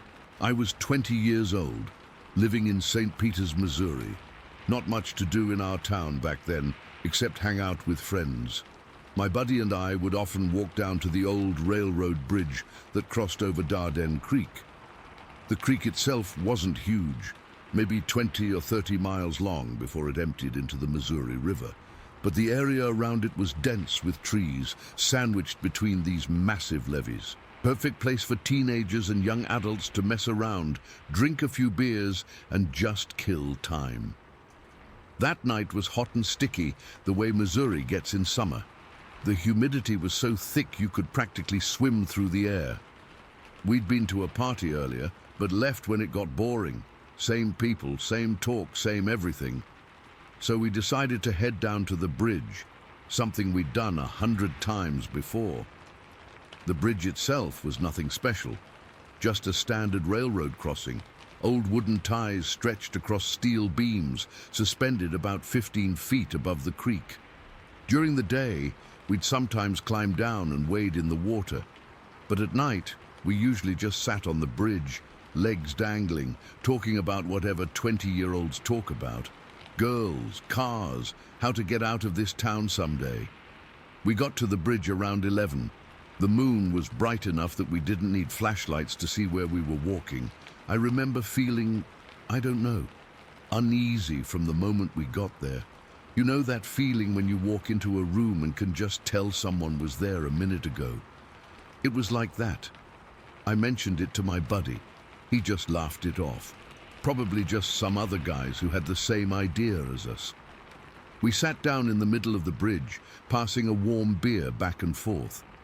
The night was quiet except for the usual sounds, crickets, frogs, occasional splashes in the creek below, but something felt off. I kept looking over my shoulder back toward the trees. That's when I first noticed the shadows moving. At first, I thought it was my friend messing with me. He had a habit of trying to scare me, so I figured he was throwing rocks or sticks to make me jump. "Quit it," I said, not even turning around. "Quit what?" He was sitting right next to me, taking a swig of beer. I froze. If he was here, then what was moving in the trees? I told myself it was probably just the wind, or maybe a deer. Dardenne Creek had plenty of wildlife. Raccoons, possums, the occasional coyote. Nothing to worry about. About 20 minutes later, my buddy stood up. "Gotta take a leak," he said, walking toward the end of the bridge. I watched him go, then turned back to look at the creek. That's when I heard it. A sound like wood creaking, but much louder than it should have been. Then my friend screamed. I jumped up and ran toward him. He was backing away from the end of the bridge, his face white as a sheet, even in the moonlight. "Something," he gasped. "Something tried to grab me." "What are you talking about?" He pointed at the end of the bridge, where the railroad ties met the embankment. I was standing there and the ties just lifted up, like something underneath was pushing them. Then I saw a hand. I thought he was messing with me, but he looked genuinely terrified. His hands were shaking so bad he could barely point. A hand, like a person's hand. He shook his head violently. Number, not a person. It had these fingers, long with claws. I walked cautiously toward the end of the bridge, peering down at the ties. They looked normal, firmly in place. "There's nothing," I started to say, when suddenly the entire section of ties at the end of the bridge shifted. Not just moved, they lifted up, like something incredibly strong was pushing from below. Then I saw it, a massive hand reaching through the gap between the ties. Not a human hand. This thing had 3 fingers, each as thick as my wrist and at least 8 inches long. At the end of each finger was a curved claw, 3 or 4 inches long and looking sharp enough to gut a deer. The hand was covered in dark, matted hair that continued up what I could see of the arm. The hair was so dark brown it was almost black, thick and coarse-looking. I stumbled backward, nearly falling. "Run!" I yelled. We took off, sprinting back the way we came. I could hear heavy movement beneath the bridge, like something massive was following us along the creek bed. The whole bridge seemed to vibrate with each impact. We didn't stop running until we reached his parents' house, nearly a mile away. We burst through the door, gasping for breath, trying to explain what we'd seen. His parents thought we were drunk or high. Maybe we should have let them think that. Would have been easier than trying to explain. But here's the thing, that wasn't the only time we saw it. A week later, we went back in daylight with a couple other friends. I know, stupid, right? But we had to know if what we'd seen was real. We convinced ourselves it was probably just some homeless guy trying to scare us off, or maybe a bear, though bears aren't common in that area. We approached carefully, staying together in a group. When we got to the bridge, everything looked normal. No lifted ties, no signs of disturbance. Our friends were already making jokes about us seeing things. Then one of them pointed to the creek bank. "What's that?" In the soft mud along the edge of the creek were impressions, massive handprints with 3 distinct finger marks. They were pressed so deep into the mud that water had pooled in them. Next to the prints were what looked like knee impressions, like whatever it was had been crouching at the creek's edge. We climbed down to look closer. That's when we noticed the steel support beams under the bridge had muddy prints on them too, like something had been climbing on them, something big. Over the next month we saw it, or them, 3 more times, always near dusk or after dark, always near that same stretch of creek. The second time, we were walking along the creek bank when we heard a crashing sound ahead of us. We froze, and that's when we saw it clearly for the first time. It stood up from behind a fallen tree, rising to its full height, 8 or 9 feet tall at least. Its body was completely covered in that dark brown hair, so thick you could barely make out its features. Its shoulders were impossibly wide, 5 feet across if they were an inch. It had almost no neck, just a massive head that seemed to sit directly on those shoulders. Its arms were the most disturbing part. They hung down its sides, so long that its hands, those 3-fingered, clawed hands, dangled past its knees. Through the hair covering its face, I could just barely make out eyes reflecting the dying sunlight. It stood there for maybe 5 seconds, staring at us. Then it turned and moved into the trees, so quick and silent for something so big that it seemed impossible. The third time, we actually startled it. We were exploring a different part of the creek, about a 1/4 mile from the bridge, when we heard something moving in the brush ahead. We thought it might be deer, so we crept forward quietly. Instead, we came face to face with it no more than 20 yards away. It was crouched over something, I couldn't see what, and when it noticed us, it let out a sound I'll never forget. It wasn't a roar or a growl. It was more like a scream, but deeper and more guttural than any human could make. It reminded me of a panther's scream, but 10 times louder. We ran, of course. As we did, I heard a massive crashing sound behind us. When we came back the next day, yes, we kept going back, I don't know why, we found a dead tree that had been pushed over. This wasn't a sapling. The trunk was at least 3 feet in diameter, and it had been snapped clean at the base. The 4th time was the strangest. We were at the bridge again, this time with a larger group of friends. Most of them still didn't believe us, but they came along for the excitement. We'd been there about an hour when one of the guys pointed across the creek. Standing in a clearing about 100 yards away was what appeared to be a female of whatever these creatures were. It was slightly smaller than the one we'd seen before, maybe 7 feet tall, but with the same general appearance. The difference was what was with her. 2 smaller ones, about 1/3 of the size of what we assumed was the male we'd encountered previously. The female kept the young ones behind her, watching us intently from across the distance. She never approached, keeping a good 50 to 75 yards between us, but she didn't retreat either. She just watched. After about 10 minutes, she herded the young ones deeper into the trees and disappeared. I moved away from St. Peter's the following year for college. My buddy stayed, and he told me he kept seeing them occasionally for years afterward, always in that same stretch of Dardenne Creek. The last time I visited him, in the mid-80s, we drove past the old bridge.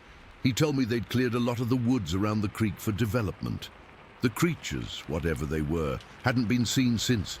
I've told this story to a few people over the years. Most think I'm making it up, or that we were just drunk kids seeing things in the dark. Sometimes I almost convince myself of that too. But then I remember those handprints in the mud, those 3 fingers, those claws, the way those massive railroad ties lifted up like they were made of cardboard. Whatever was living along Dardenne Creek in the 70s wasn't human.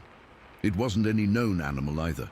I've looked at photos of bears standing on their hind legs, gorillas, even guys in costumes.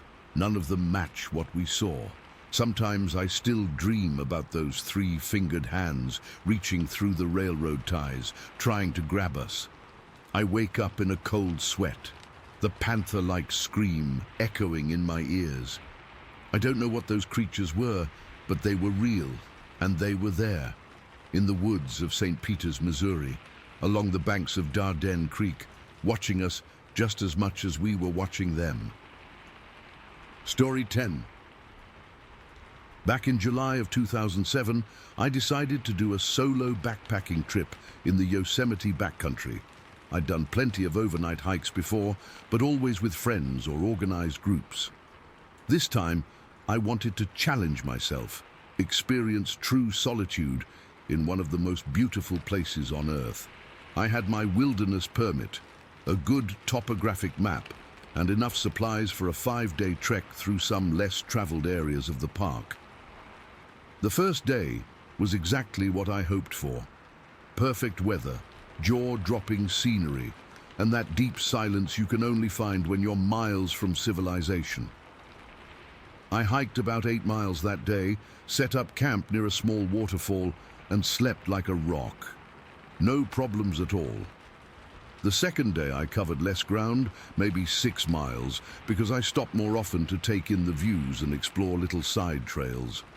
By mid-afternoon, I found this perfect spot next to a creek running through a small clearing. It was tucked away from the main trail, with a flat area for my tent and these big granite boulders creating a natural windbreak. The creek was crystal clear and made this gentle babbling sound that I knew would be perfect to fall asleep to.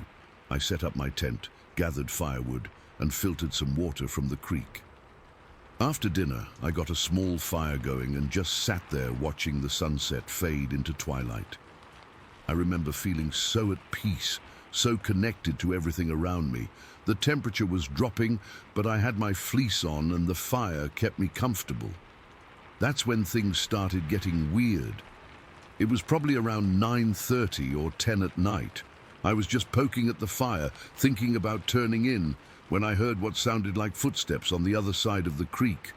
At first, I thought it was a deer, or maybe even a bear coming for water. I shined my headlamp in that direction, but couldn't see anything past the first few trees. The footsteps stopped.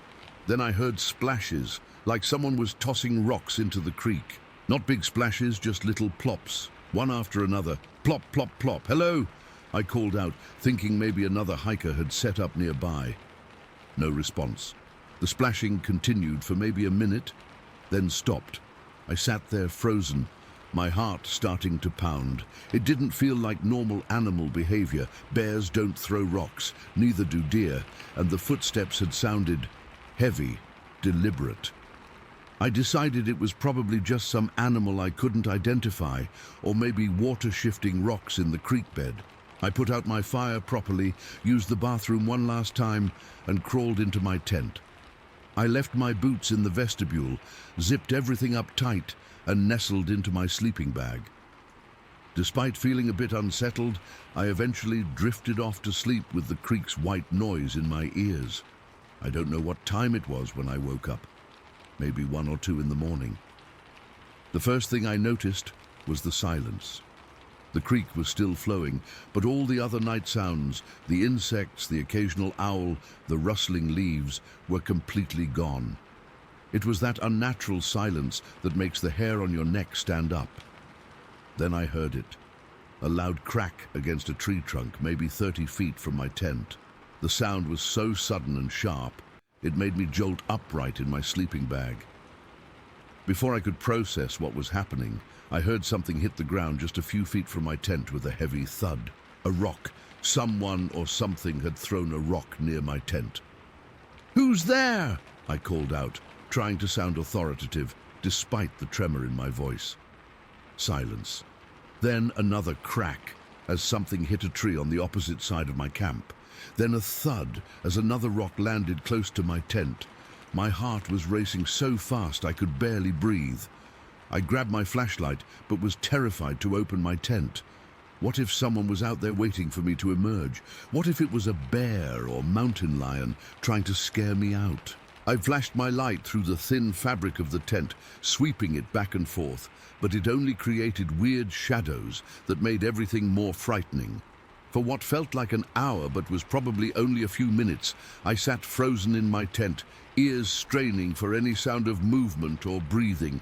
Then it started again. Rocks landing all around my campsite, sometimes one at a time, sometimes 3 or 4 in quick succession. Some hit trees with that terrible crack sound. Others landed with dull thuds on the ground. The most terrifying part was that I never heard footsteps or voices. Whatever was throwing these rocks was either incredibly stealthy or, I don't know. It wasn't natural.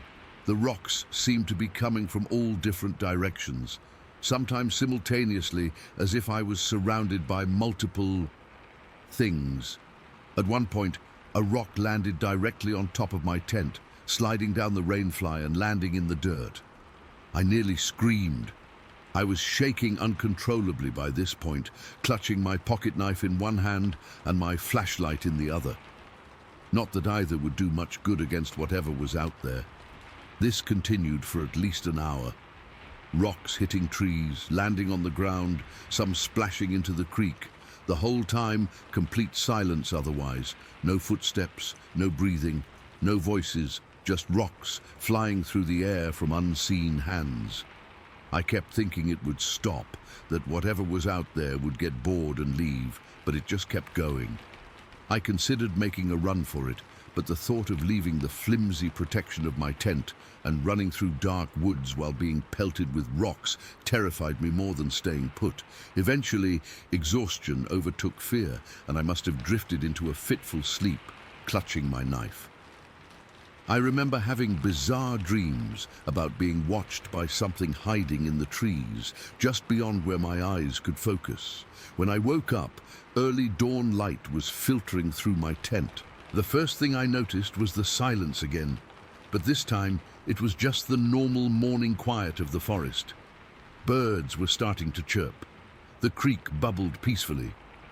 For a moment, I wondered if I had dreamed the whole thing. Then I unzipped my tent.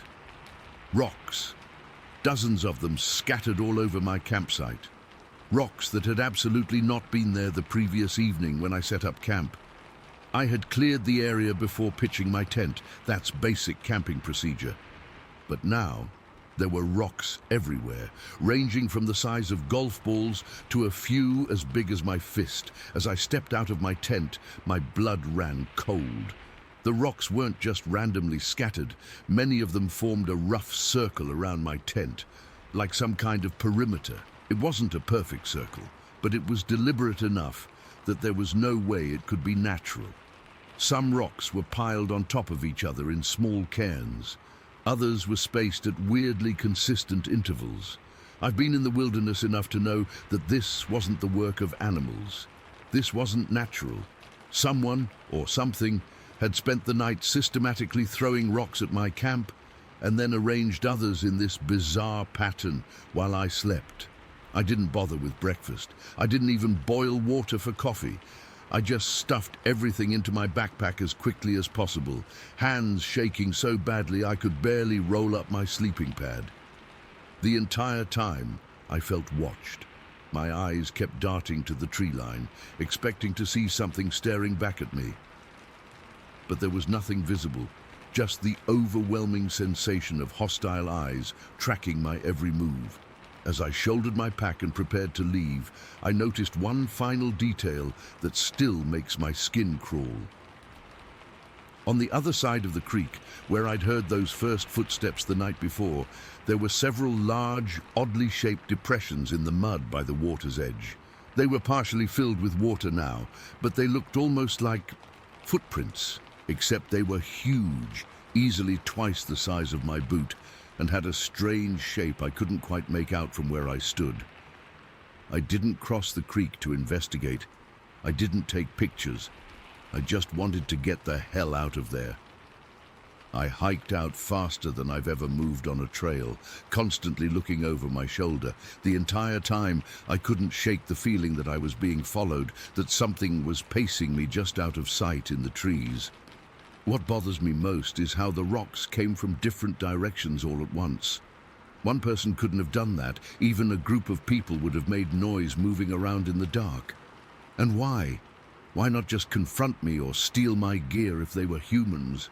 I've tried researching similar experiences since then. I've found some accounts of rock-throwing behavior associated with Bigfoot encounters, but I've always been skeptical of that stuff. Still am, honestly.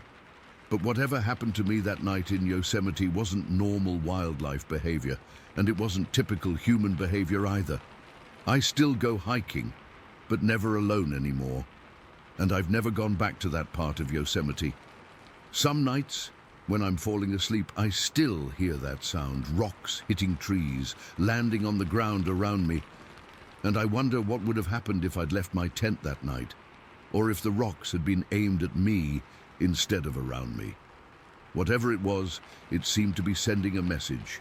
This is our territory. You are not welcome here. And I got that message loud and clear. Story 11. I've never been a believer in the supernatural. Growing up in Montana, I was taught to trust what I could see with my own eyes. Tracks in the snow, broken branches, the telltale signs of wildlife. But what happened to me and my hunting buddies back in '65, well, I still can't explain it. It was late October, just before the first real snowfall. Me, Randy, and Dale had been planning our annual hunting trip for months. We'd been going to the same spot south of Derby in Ravalli County since we were young men. The area was perfect, remote enough to avoid other hunters, but still accessible with our old camper truck. The first day was normal. We set up camp in a small clearing surrounded by pines. The weather was crisp, but not too cold yet, maybe 40 degrees during the day and dropping to the 20s at night. We spent that afternoon scouting for deer signs, marking promising spots for the next morning's hunt. I remember feeling uneasy even then, though. The forest seemed different. Usually you'd hear squirrels chattering, birds calling, but it was quiet, not silent, just subdued. I mentioned it to Randy as we were setting up our gear. Maybe we're just getting old, he joked, adjusting his hearing aid. I barely hear my wife these days. We laughed it off and focused on getting everything ready. We had our camper truck parked at the edge of the clearing, and we'd planned to sleep in our tents like always. Randy and Dale sharing the big one, me in my small pup tent. I liked my space. That night, we sat around the campfire, drinking coffee with a splash of whiskey, talking about our lives back home, our kids growing up. Normal stuff. It must have been around 10 o'clock when I first heard it. At first, I thought it was just the wind through the trees, but there was no wind. The air was dead still. "You hear that?" I asked, setting my cup down. Randy and Dale stopped talking. We all listened. It was whistling. Not like a person whistles a tune, but different, almost like an animal trying to imitate a human whistle. 3 notes, repeated, high, low, middle, then a pause, then again, high, low, middle. "Probably just an owl," Dale said, but he didn't sound convinced. The whistling continued, moving through the trees around us. Sometimes it seemed to come from one direction, then another. It wasn't getting closer, just circling, testing. And then I noticed the smell. It hit me suddenly, a heavy, sour stench like rotting meat, mixed with something musky and wild. Not like a dead animal or anything I'd smelled before. It was thick enough to taste on the back of my tongue. "Jesus Christ," Randy muttered, pulling his collar over his nose. "Something die out here?" "That ain't no dead deer," Dale said quietly. His eyes kept scanning the tree line, though it was too dark to see much beyond the glow of our fire. The whistling continued for almost an hour. We stoked the fire higher than usual, none of us saying much. I kept my rifle close, though I wasn't sure what good it would do against whatever was making those sounds. The smell got worse as the night went on. It seemed to hang in the air, cling to our clothes. Eventually, Randy stood up. "I ain't sleeping in no tent tonight," he announced. "I'm bunking in the truck." Dale and I exchanged glances. In 20 years of hunting trips, we'd never abandoned our tents except during severe storms.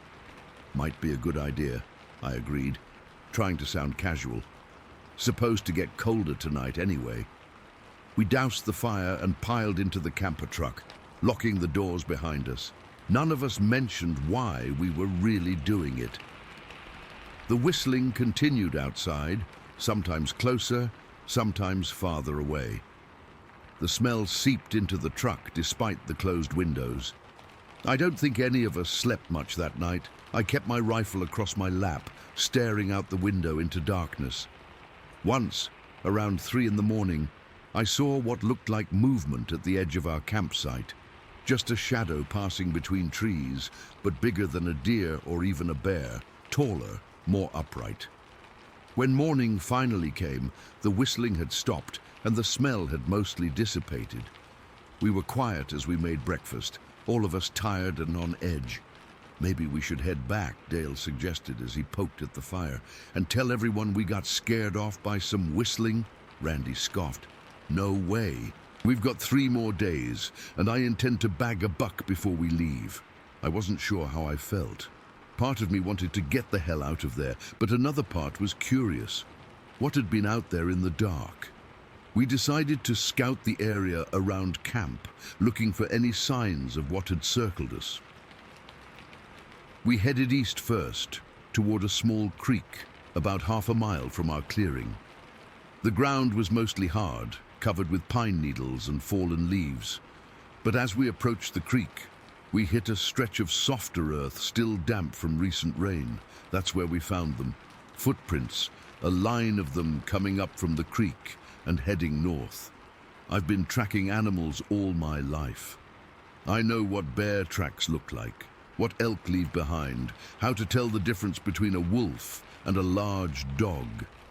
These weren't anything I'd ever seen before. They were shaped like human feet, 5 toes, a distinct heel, but massive. I knelt down next to one and placed my hand inside it. My spread fingers barely covered half the width. One print was so damn big I could lay my entire arm from elbow to fingertip inside the outline and still not reach both ends. "What the hell made these?" Dale whispered, his face pale. I tried to think rationally. Maybe someone's playing a joke, making fake tracks. "With what? Snowshoes shaped like giant feet," Randy said.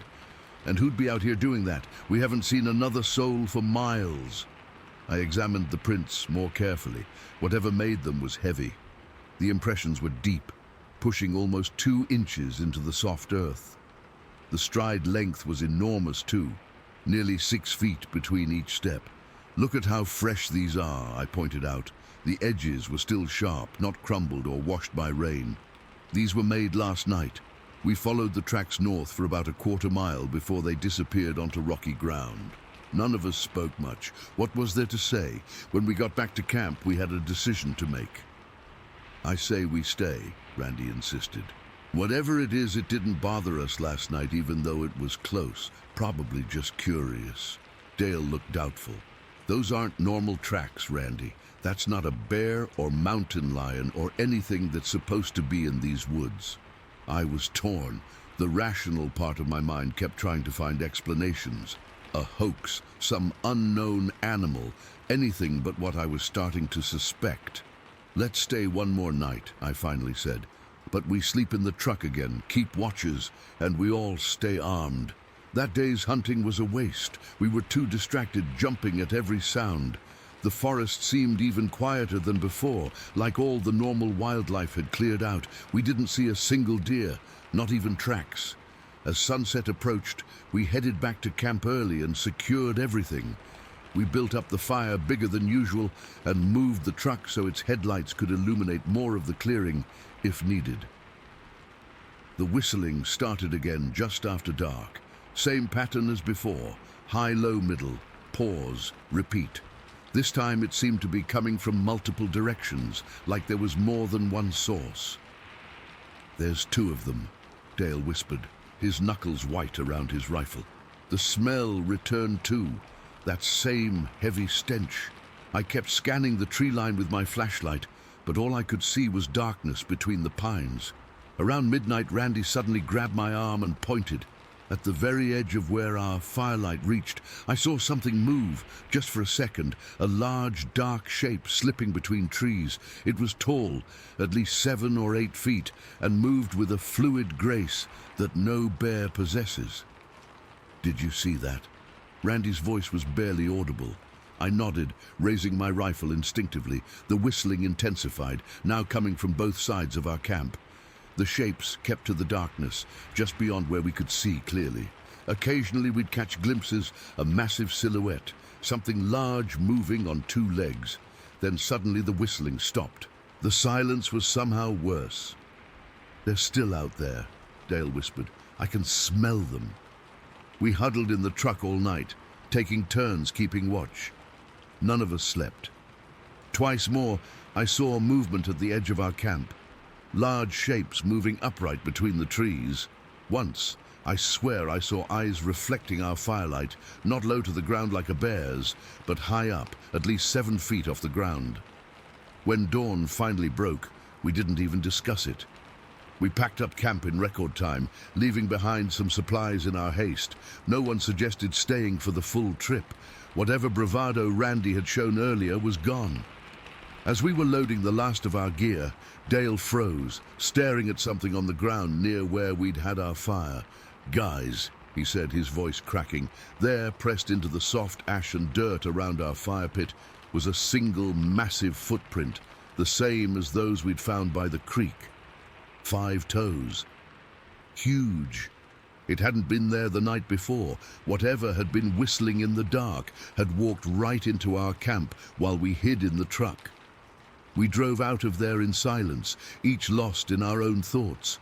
We barely spoke about it afterward, even among ourselves. What was there to say? No one would believe us anyway. Years later, around 70 or 71, I read reports in the local paper about similar tracks found around that same creek. There were even accounts from a couple of hikers who claimed to have seen 2 large, hairy figures walking together through the woods, hand in hand like parent and child. I've never gone back to that spot. I still hunt, but closer to town, in places where other hunters go. I don't like the deep woods anymore, especially at night. Sometimes when the wind blows through the trees just right, I think I hear that whistling again. High, low, middle. And that sour smell seems to find its way back to me. And I wonder what was out there in the dark, watching us, leaving footprints that shouldn't exist in the forests of Ravalli County. I still don't know what to believe, but I know what I saw, I know what I heard, and those footprints, they were real as the fear I still feel when I remember that night the woods went silent. Story 12. I'm still not sure if I should even be writing this. Most people I've tried to tell think I'm making it up or exaggerating, but I swear on everything I care about that what happened to me in Mount Hood National Forest back in October of 2014 was real. I've never been the type to believe in cryptids or monsters, but what I saw that night changed everything I thought I knew about what's out there in the woods. It was a Thursday evening, and I was driving back from a work trip through the forest. The sun had already set, and the only light came from my truck's headlights, cutting through the darkness. I'd been on the road for about 3 hours and really needed to take a leak. There weren't any rest stops nearby, and I figured no one would be around on that empty stretch of road anyway, so I pulled over to the shoulder. The engine was still running, headlights on, pointing down the empty road. It was that weird time in October when it gets cold at night but isn't quite winter yet. I remember checking my watch. It was around 9:30, and thinking I still had another hour or so of driving ahead of me. I stepped out of my truck and walked a few feet off to the side of the road, just past the cone of light from my headlights. The forest was really quiet except for the soft hum of my truck's engine and the occasional rustle of wind through the trees. It was peaceful, honestly, just me and the woods and a clear night sky. I was just finishing up when I heard it, a loud crack from the tree line, like someone had stepped on a massive branch. At first I thought maybe it was a deer or something. Then this smell hit me. God, that smell. It was like rotting meat mixed with wet dog, and something else I can't even describe. It was so strong, it made my eyes water. I've been around dead animals before. I've smelled some nasty things. But this was something else entirely. I zipped up quickly and was about to hurry back to my truck when I felt it. The ground actually trembled under my feet. It was subtle at first, like a distant vibration. Then came another footstep that I could feel through the soles of my boots, and another. Heavy, deliberate steps coming from the darkness beyond my truck's headlights. The hairs on the back of my neck stood up. Every instinct in my body was screaming at me to get back in the truck. But I was frozen in place, staring into the darkness where the sounds were coming from. That's when it stepped into the edge of my headlights. I've spent the last 9 years trying to convince myself that what I saw wasn't real, that it was just my mind playing tricks on me in the dark. But I know what I saw. This thing was massive. I'm 6'1", and it towered over what I would guess to be at least 8 feet tall. Its shoulders were as wide as the hood of my F-150. No exaggeration. Its arms hung down past its waist, almost to its knees, ending in hands that looked strong enough to crush stone. It was covered in dark hair, not fur, but hair, matted in some places, especially around what I assume were old scars or something. The color was hard to tell in the headlights, but it looked dark brown or maybe black. The hair seemed thinner on its face, which is how I could make out its features. Those features. God, they still show up in my nightmares. It had this heavy brow that shadowed its eyes, but I could still see them reflecting my headlights with this reddish glow, like how a deer's eyes reflect light, but way more intense. Its nose was wide and flat, almost ape-like, but different somehow. Its mouth was partially open, showing teeth that weren't pointed like a predator's, but broad and square, bigger than human teeth should be, and it was looking right at me. Not just in my direction, it was making deliberate eye contact. There was intelligence there. This wasn't just some animal that stumbled upon me by accident. It knew I was there, and it was evaluating me. For what felt like an eternity, but was probably only a few seconds, we just stared at each other. I couldn't move. I couldn't breathe. Then it did something I'll never forget for as long as I live. It roared. I've heard bears, I've heard mountain lions, I've even been to the zoo and heard lions roar. Nothing compares to what came out of this creature's mouth. It was deep, primal, and so loud I felt it in my chest cavity. The sound echoed off the trees and seemed to hang in the air forever. My ears were ringing afterward. It was a sound that said one thing very clearly. I was in its territory, and it wasn't happy about it. That roar broke whatever spell had me frozen in place. I turned and ran for my truck, fumbling with my keys that were thankfully still in my hand. Behind me, I heard it start to move. Heavy, fast footsteps that shook the ground. Each step was getting closer. I could feel its presence behind me, gaining on me with each stride. I reached my truck and yanked the door open, practically throwing myself inside. I barely had time to pull the door closed when the whole truck shook violently. The creature had slammed into the side panel, hard enough that I thought for a second it might tip over. My truck actually rocked on its suspension from the impact. I was breathing so hard I could barely see straight, but I looked out the windshield and there it was, standing in my headlights, its chest heaving, those reddish eyes now burning with what I can only describe as anger. It looked pissed off that I'd made it to safety. For a second I thought maybe it would leave now that I was in my truck. Then it lunged forward and slapped both of its massive hands down on my hood. The metal actually dented under its palms. I heard the sound of the metal giving way, and that's when real panic set in. I shoved the key in the ignition, my hands shaking so badly I almost couldn't turn it.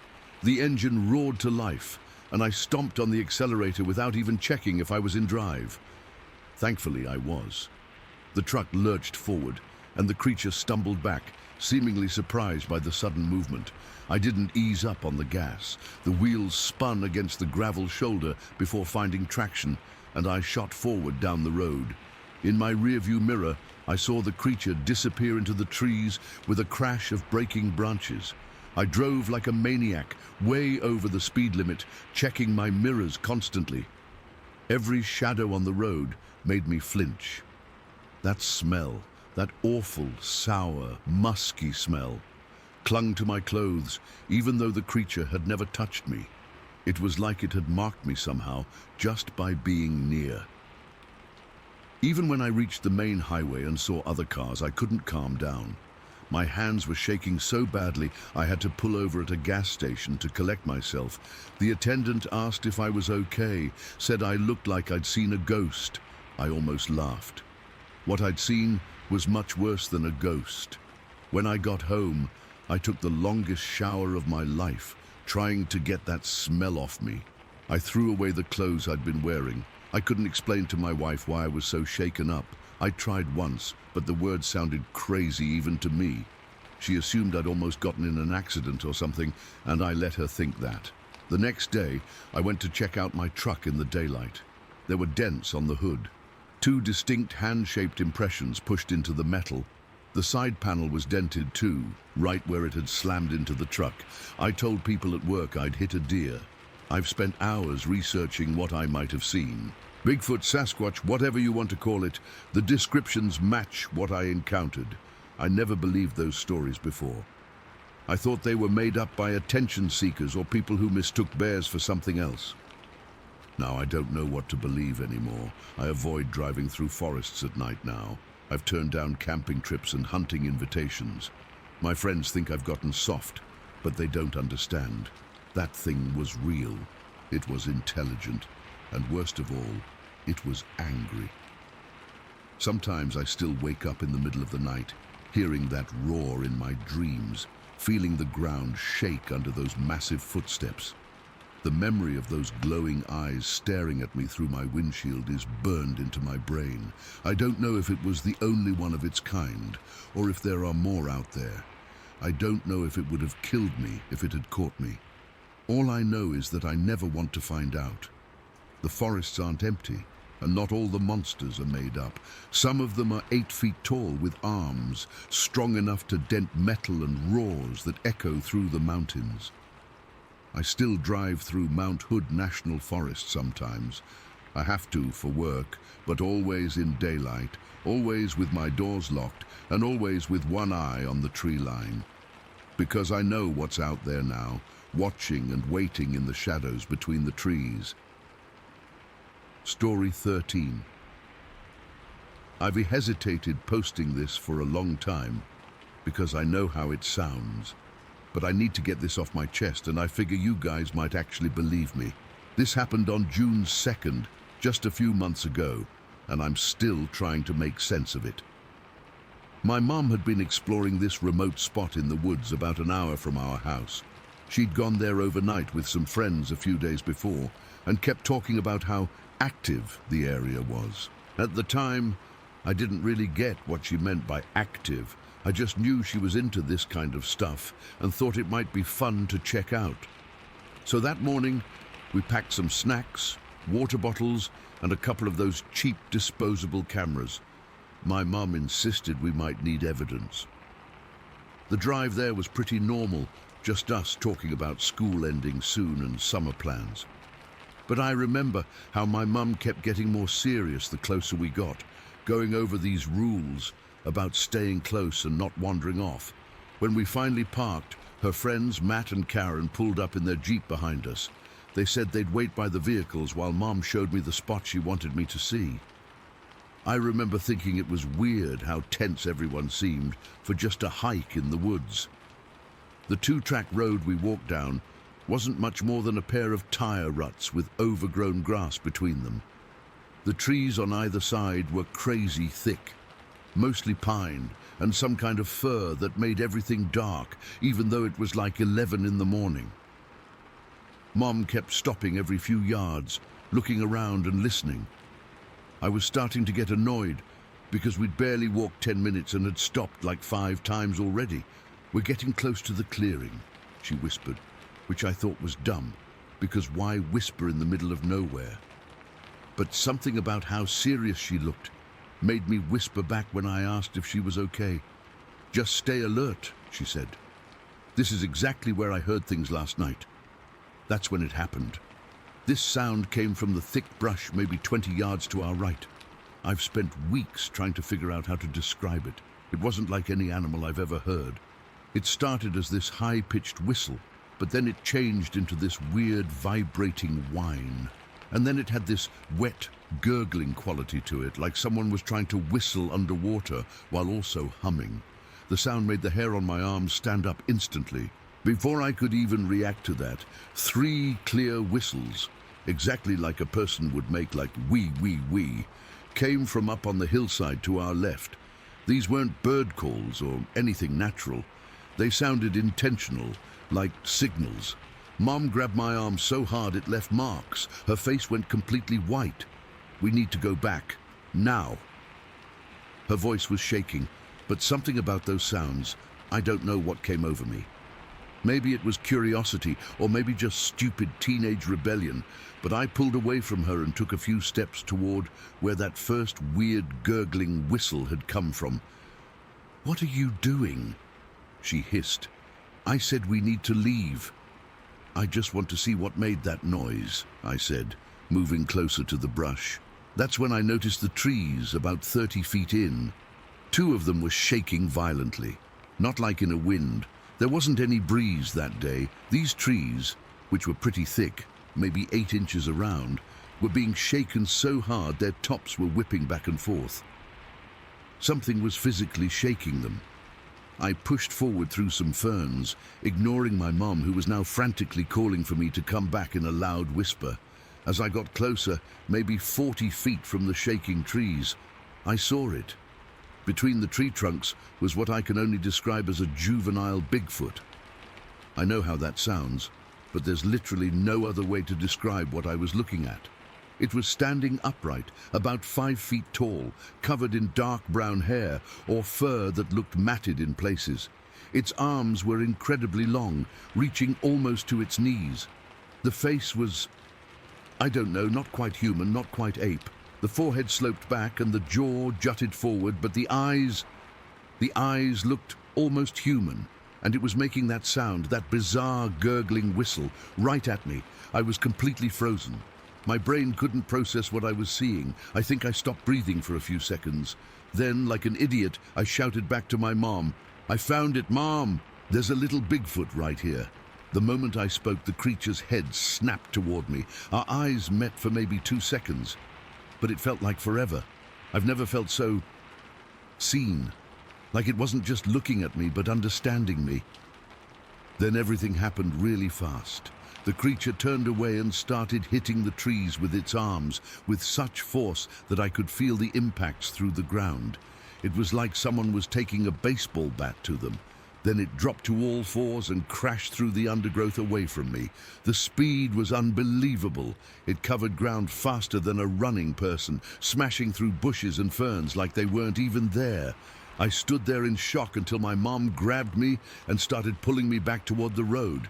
She was crying and yelling at me about how dangerous that was, but I barely heard her. I was still trying to understand what I'd just seen. As we stumbled back to the road, those 3 distinct whistles started again from the hillside. They were different now, faster, more urgent. My mum practically dragged me back to where the cars were parked. When we got there, Matt and Karen were standing outside their Jeep looking freaked out. "Did you hear that?" Karen asked, her voice shaking. "Those whistles?" My mom nodded, still gripping my arm. "We need to leave, now." On the drive home, my mom finally calmed down enough to explain that the night before, when she'd been there with Matt and Karen, she'd felt something watching them from that exact same spot on the trail. They'd heard wood knocks and strange vocalizations all night, but hadn't seen anything. She said they'd left their camp at around 3 in the morning because they got too scared. I told her what I'd seen, describing every detail while it was still fresh in my mind. She didn't seem surprised, just nodded and kept driving with her knuckles white on the steering wheel. The thing that still bothers me most about the whole experience was the sounds. That close-up sound, the gurgling whistle thing, had this wet, bubbling quality that I've never heard from any known animal. I've spent hours on YouTube listening to different animal sounds trying to find something similar, but nothing comes close. And those distant whistles, they were so clearly intentional, like someone calling across a valley, trying to communicate. I've gone back to that spot with my mom twice since then. We didn't go down the trail, just parked and listened from the cars. Both times, just before sunset, we heard those same 3-note whistles from the hillside. The second time, something knocked hard on a tree 3 times right after the whistles. Mom says they were responding to our presence. I haven't told many people about this. How do you even start that conversation? "Hey, guess what? I saw a juvenile Bigfoot in the woods and it ran away when I yelled about it." People would think I'm crazy or making it up, but I know what I saw. It was right there, 40 feet away from me in broad daylight, not some shadow or glimpse through trees or heat shimmer in the distance.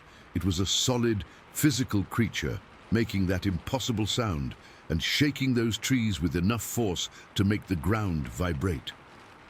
Sometimes I wonder if it was scared of me or if it was warning me. The way it looked at me before it ran. There was intelligence there, not just animal awareness, but understanding. It's been months and I still have dreams about those eyes looking back at me. I wake up hearing that gurgling whistle sound and those three-note signals from across the hillside. I've become obsessed with researching similar encounters, which is how I found this forum. The weirdest part is, I'm not scared anymore. I'm just curious. I want to understand what I saw, what it was trying to communicate, why it was there. My mum says we shouldn't go back without more people and better preparation, but I can't stop thinking about it. That creature exists right now, living in those woods. It's out there making those sounds, watching from the trees. I don't expect everyone to believe me. I probably wouldn't believe it either if I hadn't seen it with my own eyes. But I needed to share this with people who might understand. Has anyone else had an experience like this, heard those specific sounds? I need to make sense of what happened that day. Story 14. I've been putting off writing about this for 16 years. Even now my hands are shaking as I type this out.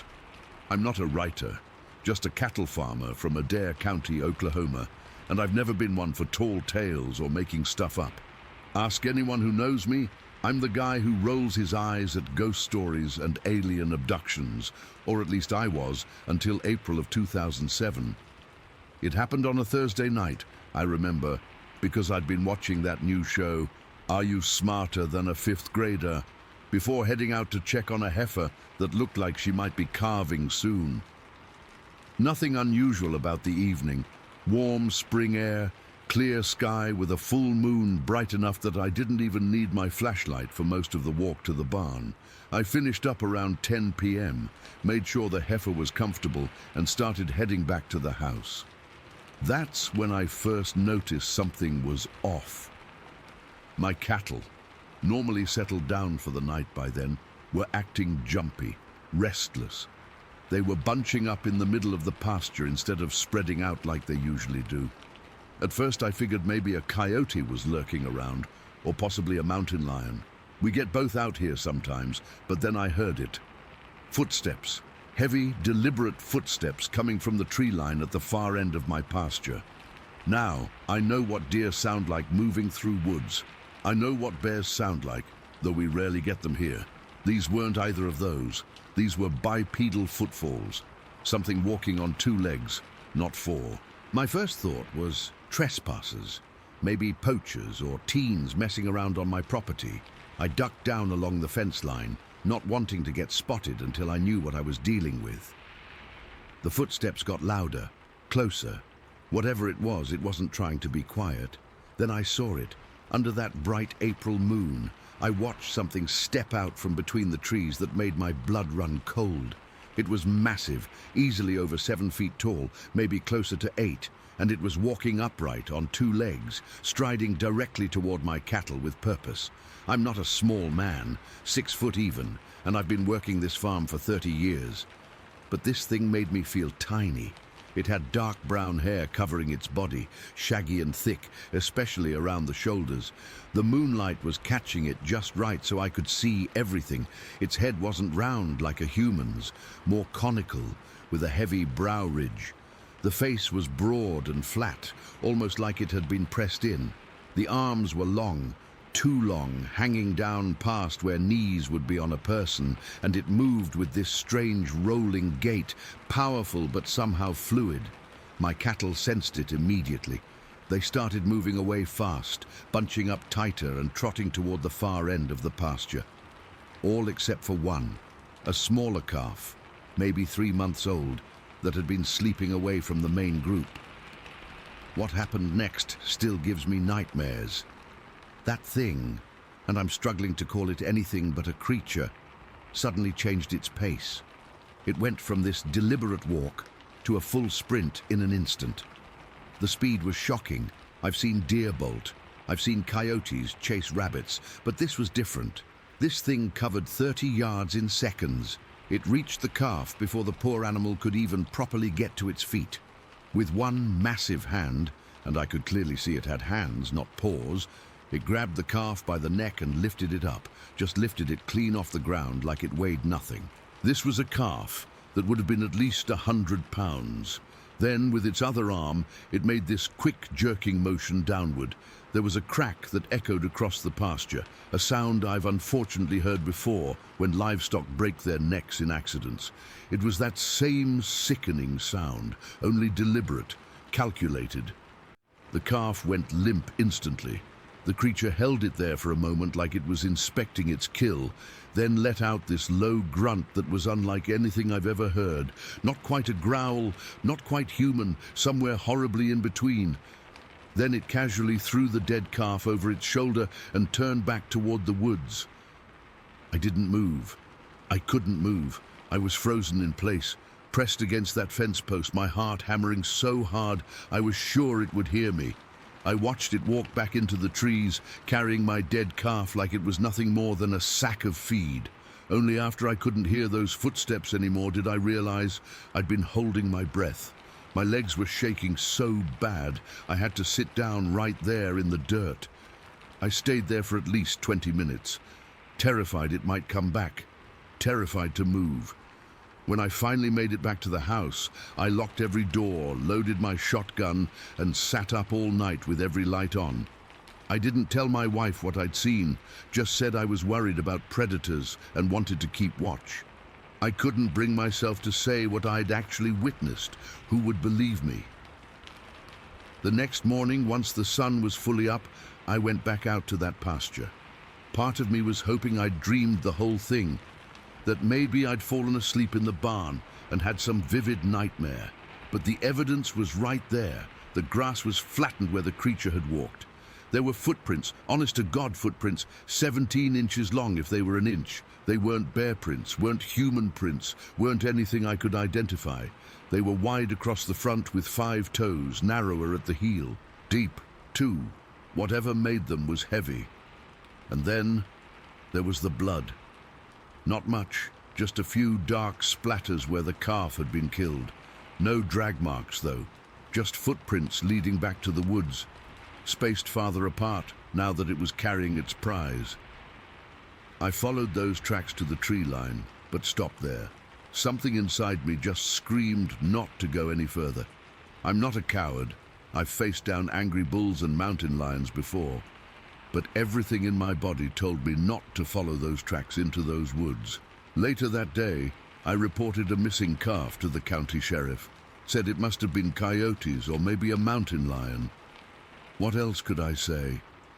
That Bigfoot killed and took one of my calves. They'd have had me committed, but that's exactly what it was.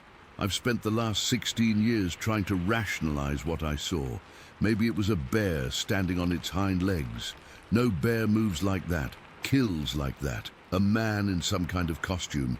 Nobody could lift a calf one-handed like it was picking up a kitten. What I saw that night was what people around these parts have been whispering about for generations. What I always laughed off as campfire stories and rural legends. A Sasquatch Bigfoot, whatever you want to call it.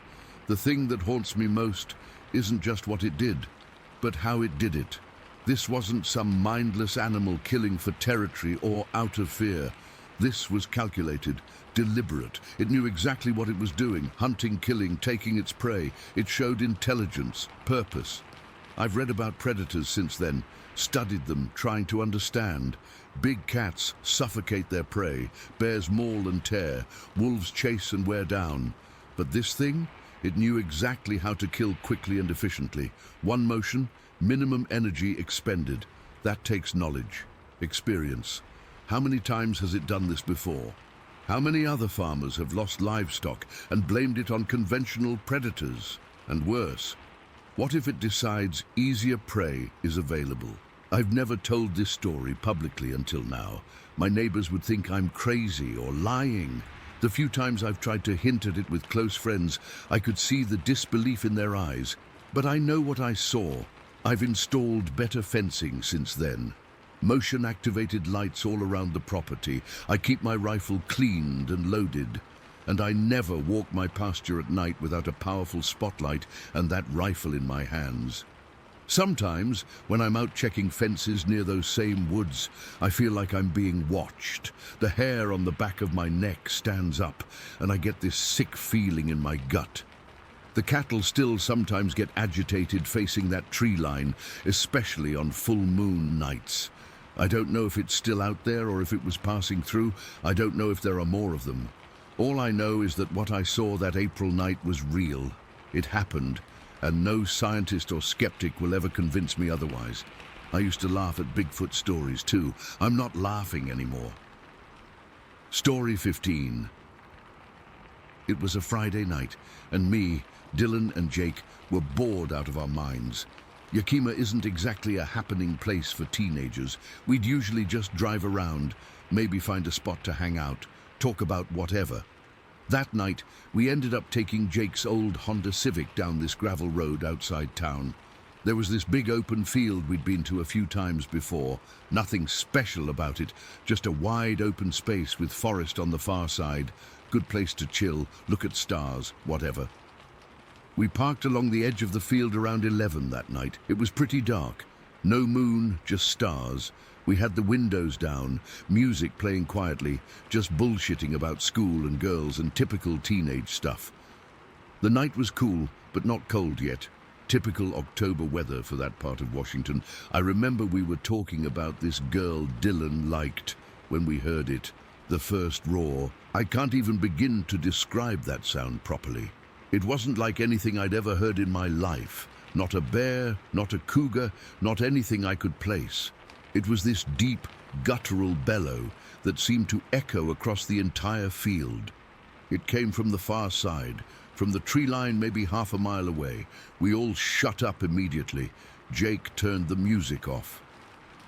"What the hell was that?" Dylan whispered. We sat there frozen, straining to hear anything else. For maybe 30 seconds, there was nothing but silence. Then it happened again, a second roar, but closer this time, much closer. Like whatever made that sound had crossed a significant portion of the field in just half a minute. My skin broke out in goosebumps.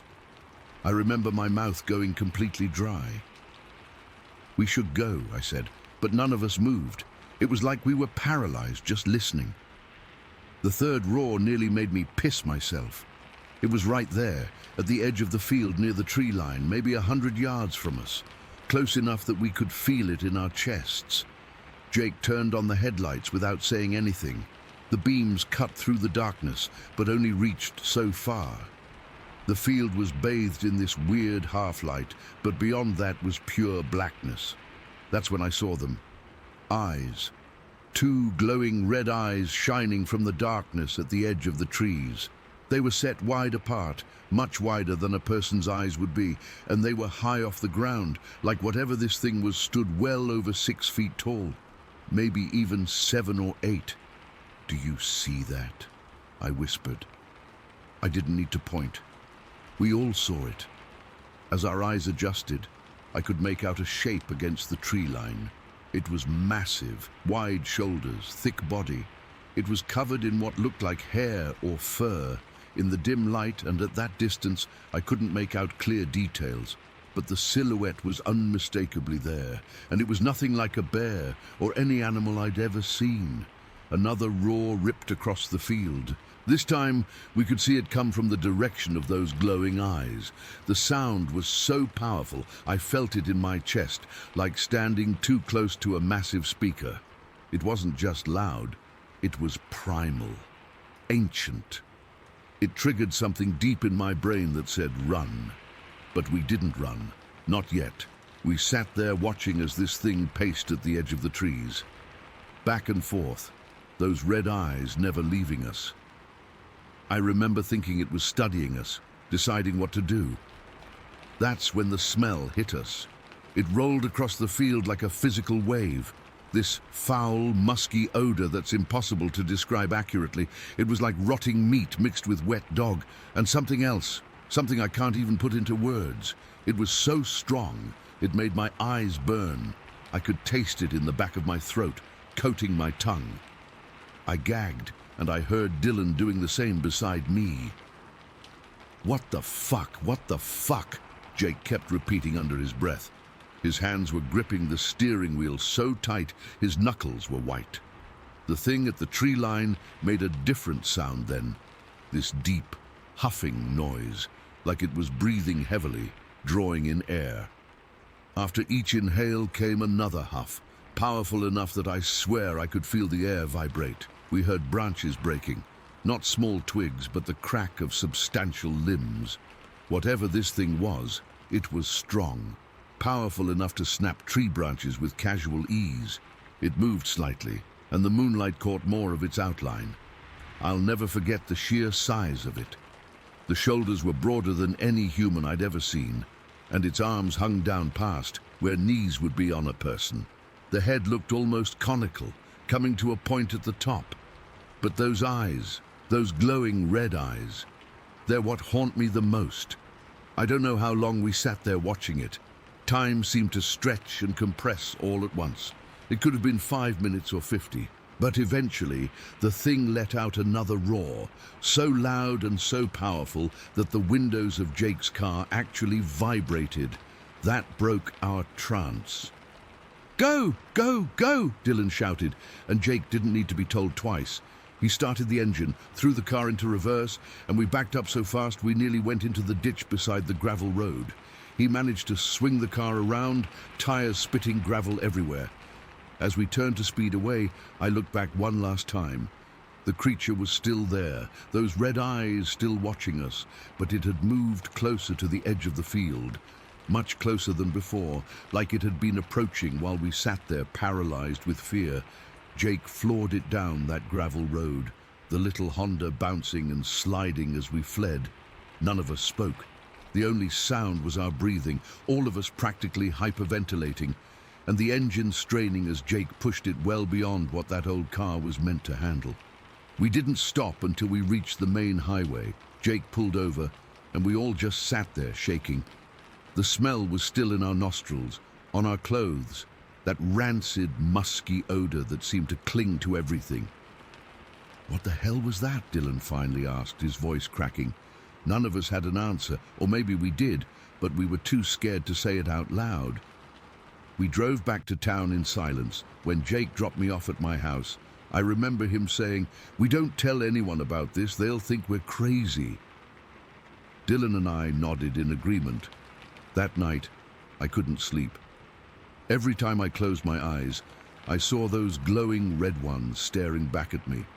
I kept hearing those roars, feeling them vibrate in my chest. The smell lingered in my nose for days, even after I'd washed my clothes 3 times.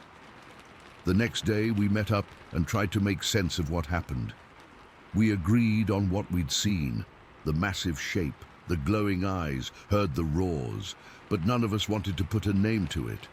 Eventually, Dylan was the one who said it. It was a Sasquatch, a Bigfoot. It had to be. We'd all grown up hearing stories. The Pacific Northwest is full of them.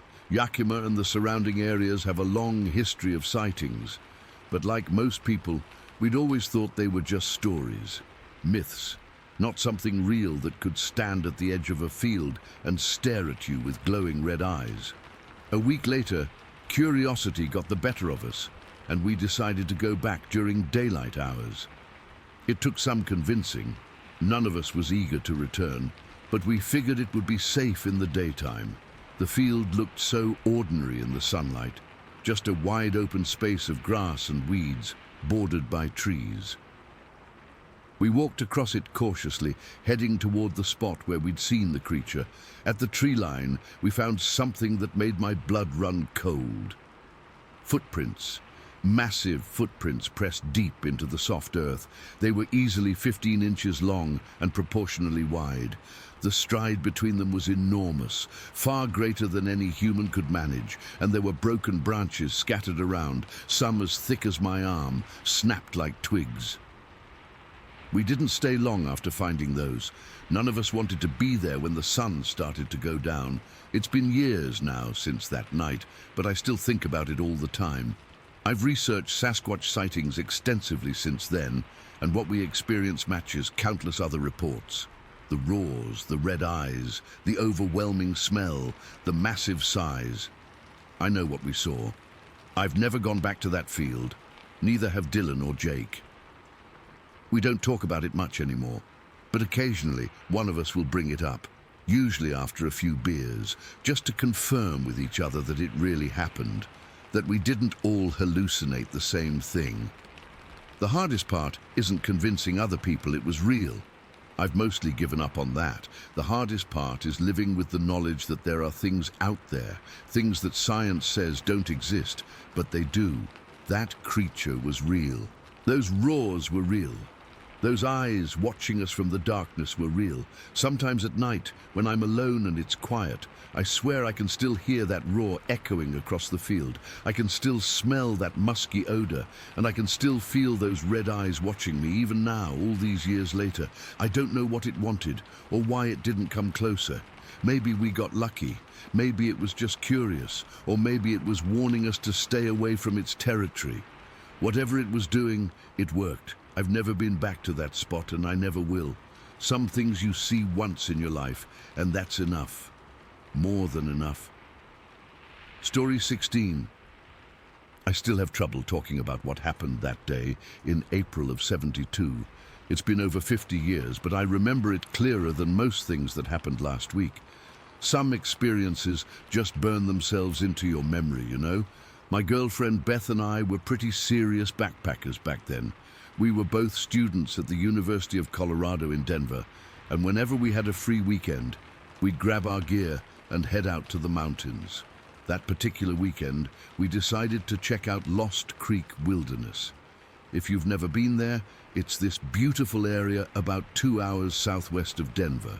Lots of rocky outcroppings, creeks winding through meadows, pine forests. Really peaceful place. We'd hiked in about 7 miles on Saturday, found a nice spot to camp on slightly elevated ground that had a view of this small pond below. The weather was perfect for April in Colorado. Cool, but not cold, clear skies.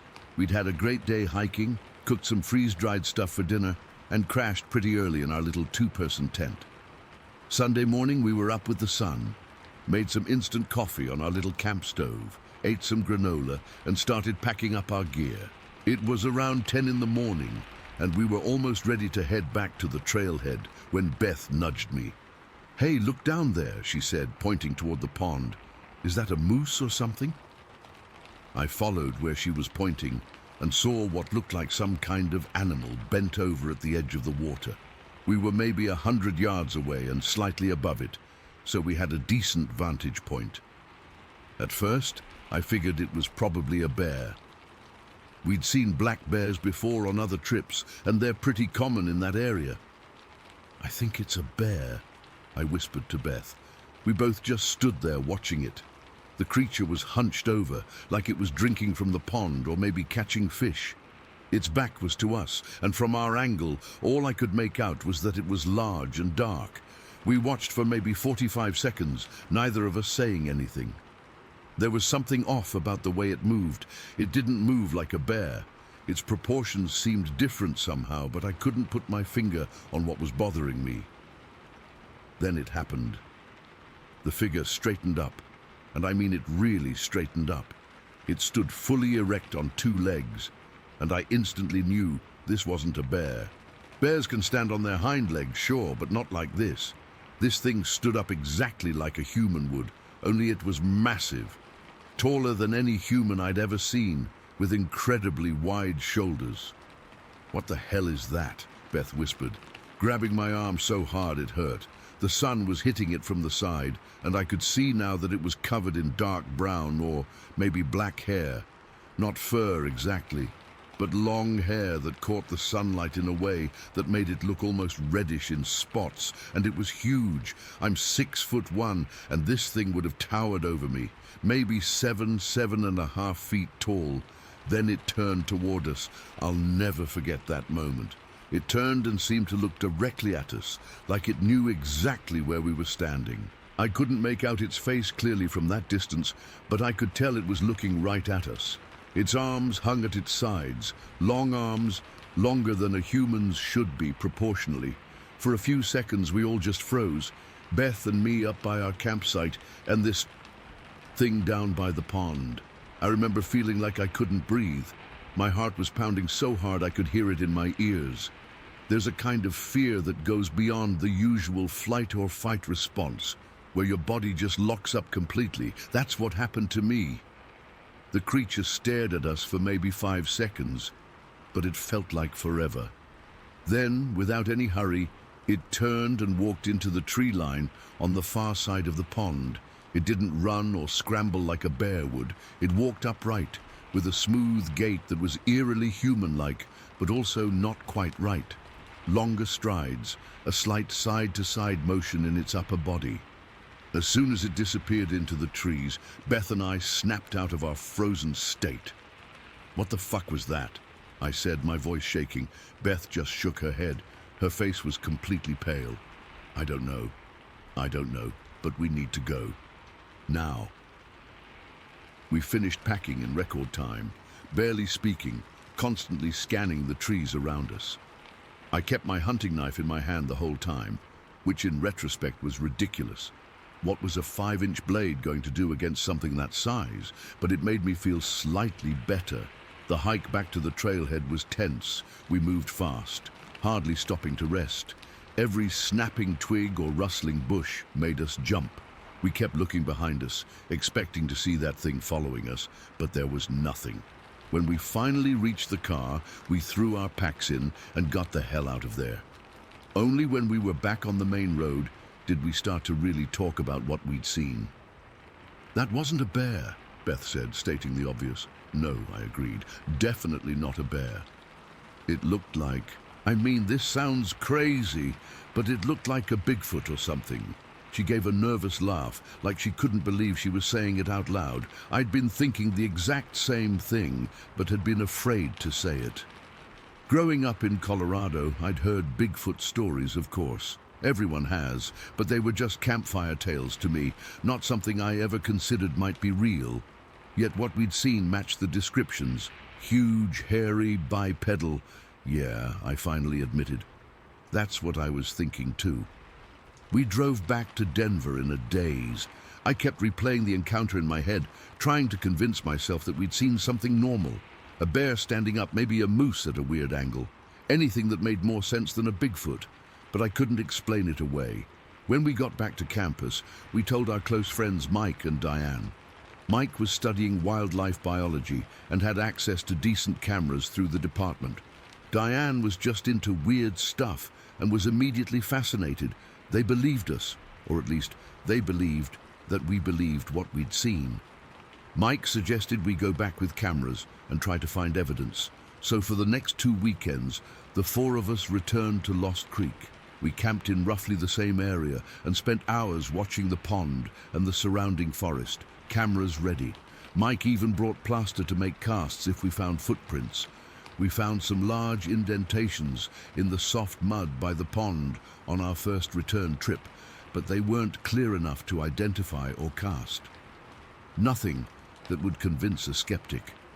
We never saw the creature again, though on our second weekend back, we all heard weird vocalizations in the middle of the night, a sort of low, rumbling call that didn't sound like any animal I recognized. Mike said it might have been an elk, but it didn't sound like any elk call I'd ever heard. Beth and I kept pretty quiet about what we'd seen after those initial expeditions. We didn't want to be known as those Bigfoot people. Beth and I stayed together. We got married in '76, and we're still together now. We still talk about what we saw sometimes, usually late at night when it's just the 2 of us. Our story has never changed because what we saw hasn't changed in our memories. What sticks with me most wasn't just seeing something I couldn't explain. It was the fear. I've been scared plenty of times in my life. I've come across bears while hiking. Nearly got struck by lightning on a 14er. Even had a guy pull a knife on me once in college. But nothing compares to the primal fear I felt when that creature stood up and looked at us. It wasn't just that it was big and unexplainable. There was something about the way it looked at us, like it was aware, intelligent, like it knew exactly what we were and was deciding what to do about us. That's what really got to me. Not that we saw something strange in the woods, but that something strange saw us. I'm 73 years old now. I've had a good career as an engineer, raised 2 kids, and I'm generally a rational, level-headed person. I don't believe in ghosts or aliens or most supernatural things, but I know what I saw that day. Beth knows what she saw. We've gone back to Lost Creek many times over the years. It's still one of our favorite places to hike. But we've never seen anything like that again. Sometimes I wish we had a photo or some concrete evidence so I could prove to others what we experienced. But in a way, I'm glad we don't. I'm not sure I want proof that these things exist. Because if they do, it means there's something sharing our world that we don't understand at all. Something intelligent that's managed to stay hidden despite all our technology and expansion. And sometimes, late at night when I can't sleep and the house is quiet, I wonder, did it recognize us as a threat? Was it just curious, or was it somehow assessing us, the way we might assess an unfamiliar animal? I don't have answers to those questions. All I know is what I saw that April morning in '72. And I know that for those few seconds when it turned and looked at us, I felt a fear so deep and instinctual that it stayed with me for 5 decades. The weird thing is, I still love being in the mountains. I still backpack when my knees allow it. But I've never shaken the feeling that when I'm in the wilderness, something might be watching me. Something that doesn't want to be found, but is out there all the same. Story 17.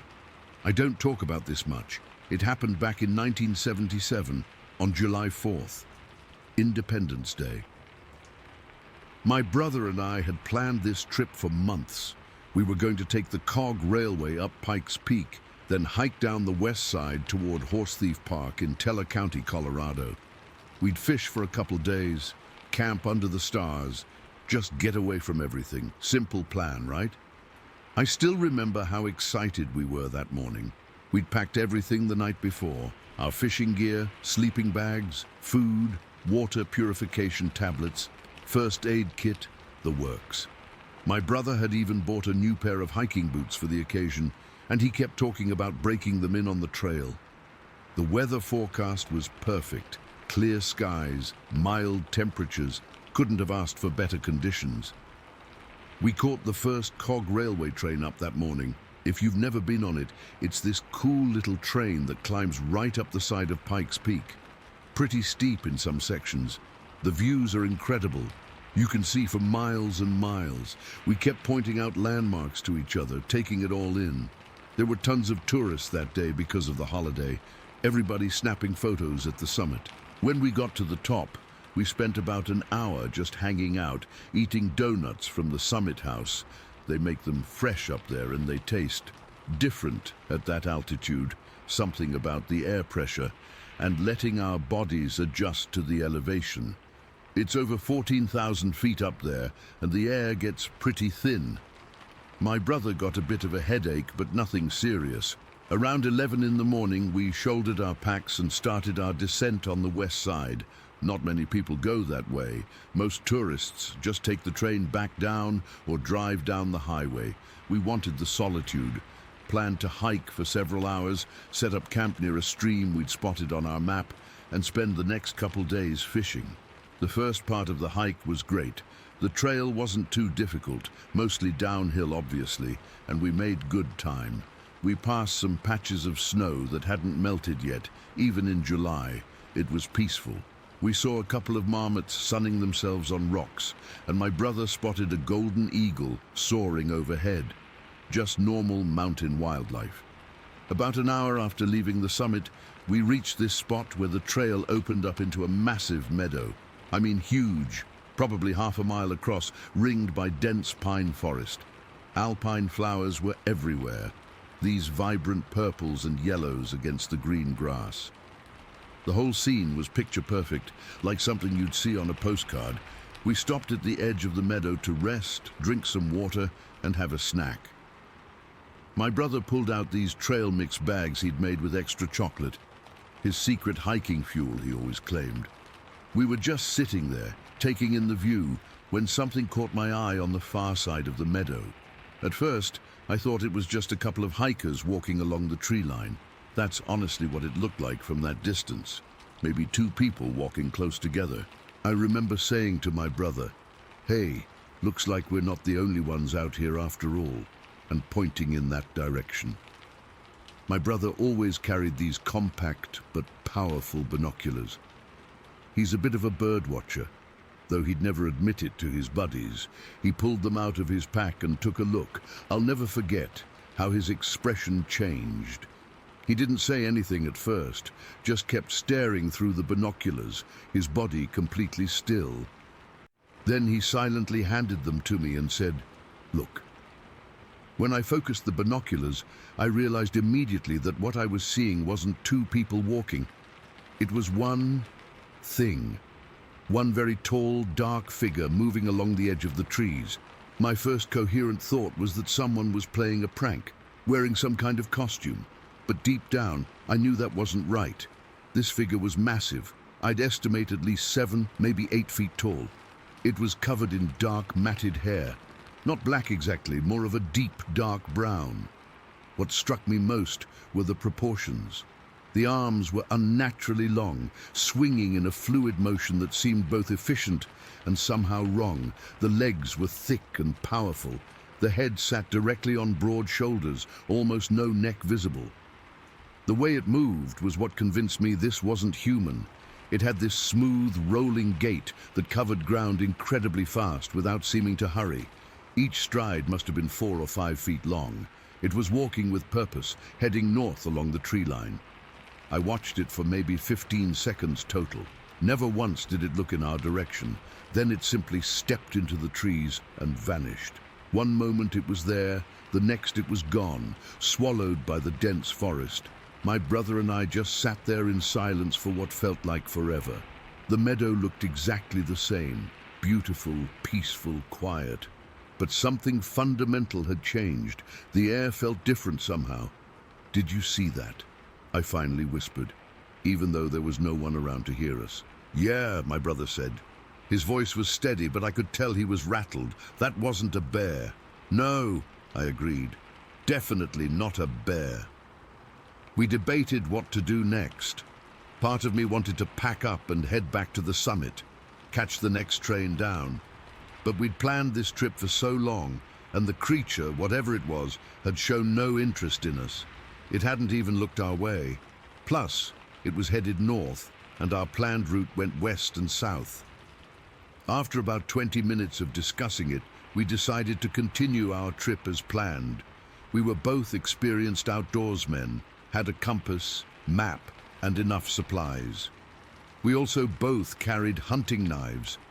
Not that they would have done much good against something that size, but having them made us feel a little better. We crossed that meadow cautiously, constantly scanning the tree line. Every shadow, every movement of branches in the breeze made us pause, but we made it across without incident and continued down the trail. I kept looking back over my shoulder, half expecting to see that figure following us, but there was nothing. As we hiked, we tried to rationalize what we'd seen. Maybe it was a bear walking on its hind legs. No, the proportions were all wrong, and bears don't walk that way for extended periods. A man in a costume, out here, miles from roads or facilities, and no costume could move that naturally or be that tall. My brother finally said what we were both thinking. "You know what that looked like, right?" I nodded. "Bigfoot, Sasquatch, whatever you want to call it." "You believe in that stuff?" he asked. "I didn't," I said honestly, "until about an hour ago." We fell silent after that. What else was there to say? We'd both seen the same thing. Neither of us was prone to hallucinations or making up stories. We were sober, well-rested, and the sighting had happened in broad daylight. We reached our planned camping spot around 4 in the afternoon. It was a beautiful location. A small clearing near a rushing stream, plenty of flat ground for our tent, rocks arranged in a natural fire pit by previous campers. Under normal circumstances, I would have been thrilled, but I couldn't shake the feeling of being watched. Setting up camp took longer than usual because we kept stopping to look around, to listen. Every crack of a twig or rustle of leaves made us freeze. But we got everything set up eventually. Tent, sleeping bags, Food hung in a tree away from camp, standard procedure to avoid bears. We fished that evening as planned. The stream was full of trout, and we caught enough for dinner. I remember how hard it was to focus on fishing. I kept looking up at the tree line, scanning back and forth. My brother was doing the same thing. We built a fire as the sun started to set, cooked our fish, and tried to act normal. We even told some jokes, talked about work, discussed plans for future trips, but underneath it all was this constant awareness, this hypervigilance. Every sense was cranked up to 11. Night fell. The stars came out, brilliant and clear at that elevation. Any other time I would have spent hours just looking up at them, but that night I kept looking out into the darkness beyond our fire. Around 10 o'clock we heard something moving in the forest. Not subtle movements, heavy footsteps, branches breaking. It circled our camp, staying just beyond the firelight. We could never see anything, but we could hear it moving, sometimes closer, sometimes farther away. Could be an elk, my brother suggested, but his voice was tight. Yeah, I agreed, not believing it for a second. Probably an elk. This went on for hours. We kept the fire burning high, added extra wood we'd gathered earlier. Neither of us suggested going to sleep. We just sat there, backs to each other so we could watch all directions, listening to whatever was out there moving around our camp. Around 2 in the morning, the noises stopped. Just stopped. The sudden silence was almost worse than the sounds had been. Had it left? Was it waiting? We sat there for another hour before exhaustion started to take over. We should try to get some sleep, my brother finally said. Take shifts watching the fire. I agreed. He took first watch while I crawled into the tent. I lay there with my eyes open, listening. Despite my exhaustion, sleep seemed impossible, but eventually I drifted off. My brother woke me for my shift around 4:30. The sky was still dark, but had that pre-dawn quality to it. Anything? I asked. He shook his head, not a sound. I took my position by the fire while he got some rest. The forest was completely still, not even the usual night sounds. No owls, no rustling of small animals, just silence. As the sky lightened, I felt some of the tension drain away. Whatever had been circling our camp was gone, at least for now. When my brother emerged from the tent around 7, we made a quick breakfast and discussed our options. We could pack up, head back, I suggested. My brother looked around at the beautiful setting, the stream full of trout. It didn't hurt us, he pointed out. It could have, but it didn't. It was just curious, maybe. We decided to stay. The original plan was for 2 more days of camping and fishing, and we stuck to it. We stayed close to camp that day, fishing in the stream, always within sight of each other. The day passed without incident. That night we heard nothing unusual. By the time we packed up on day 3 and hiked back towards civilization, the whole experience had taken on an unreal quality.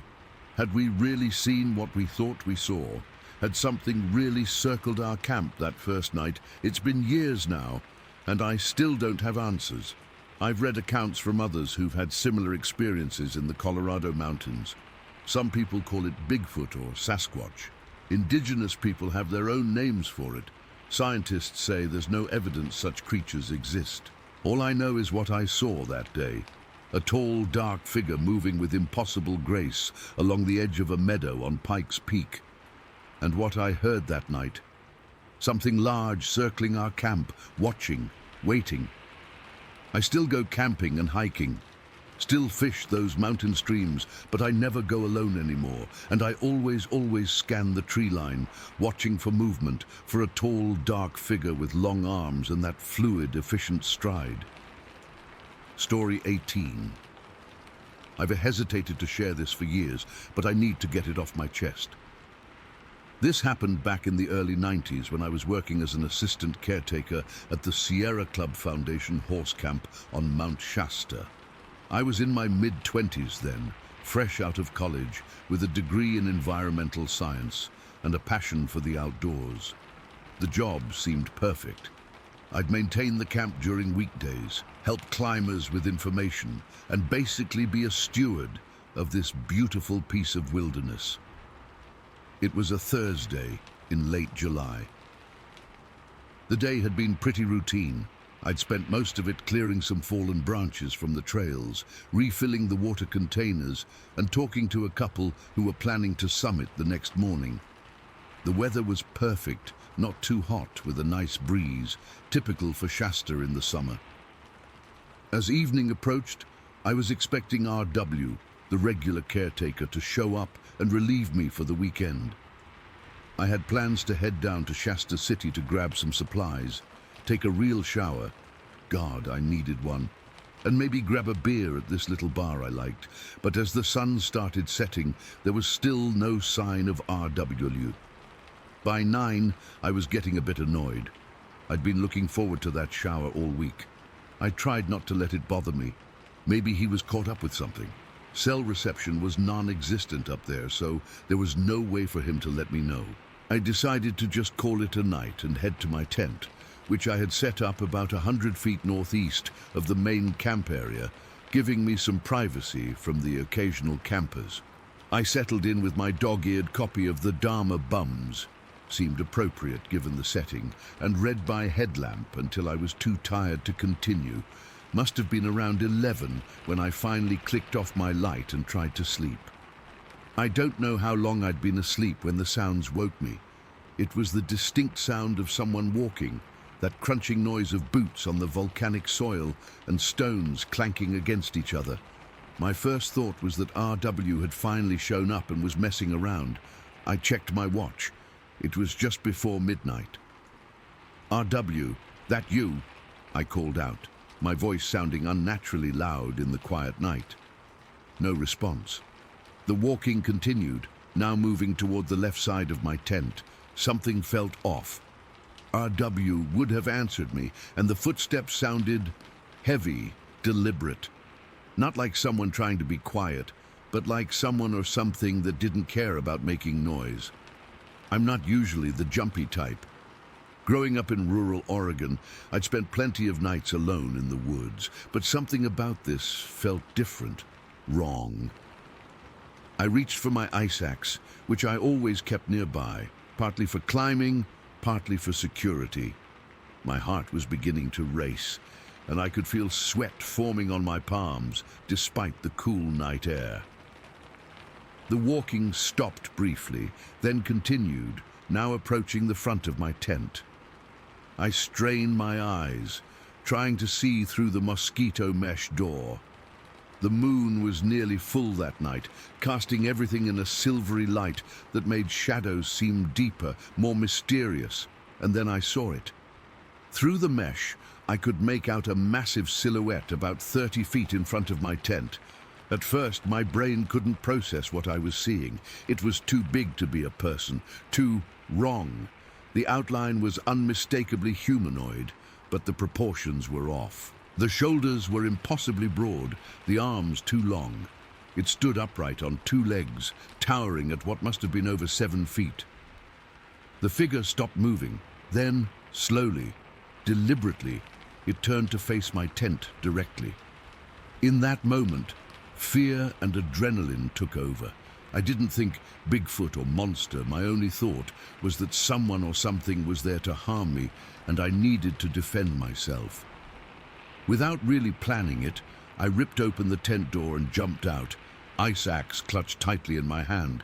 I'm a pretty big guy myself, 6'3", around 200 pounds at the time, but what stood before me made me feel small.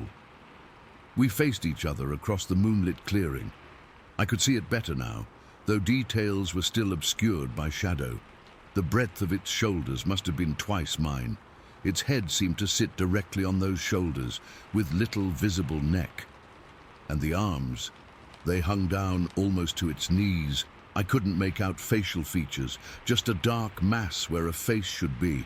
For what felt like an eternity, probably only a few seconds in reality, we stood there, locked in some sort of primal standoff.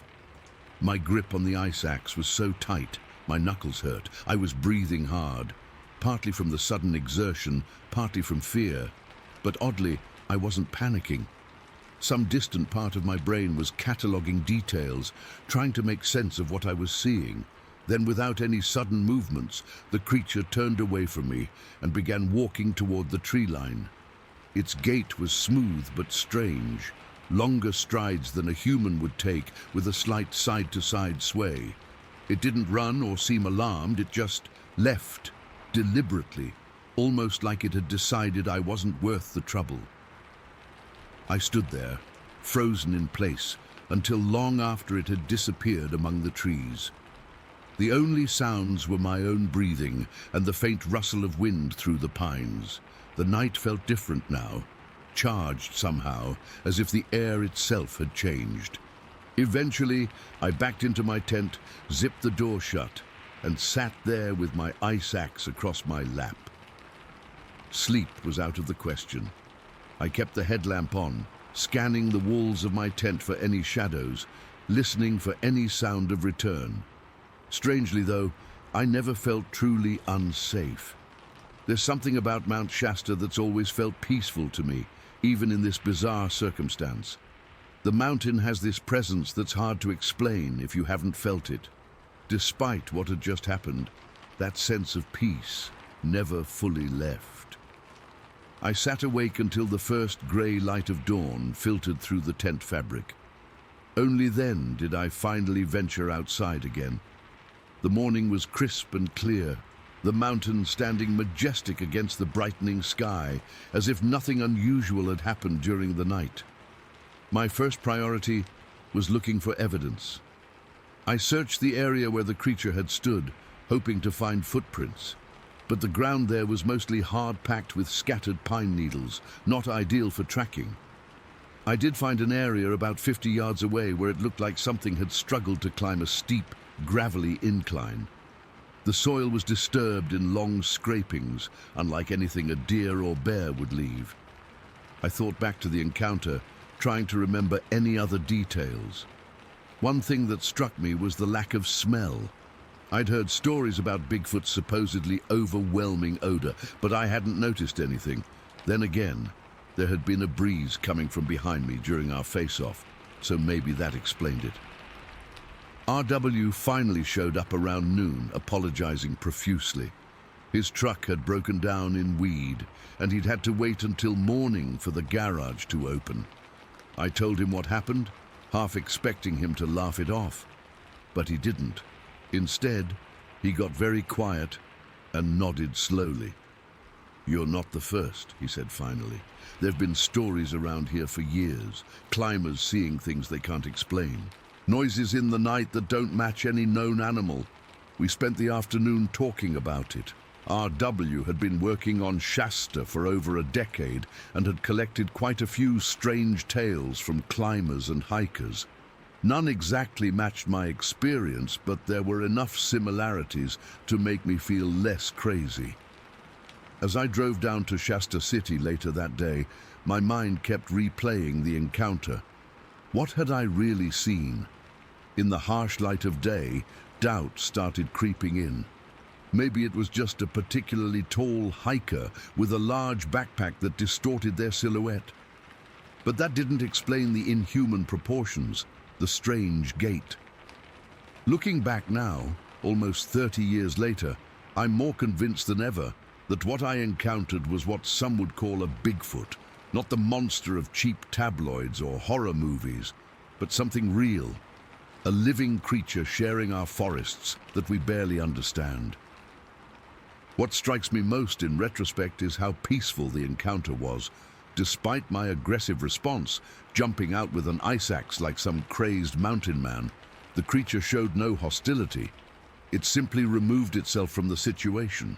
If I could go back, I'd handle it differently. I'd stay quiet, observe, maybe try to communicate somehow.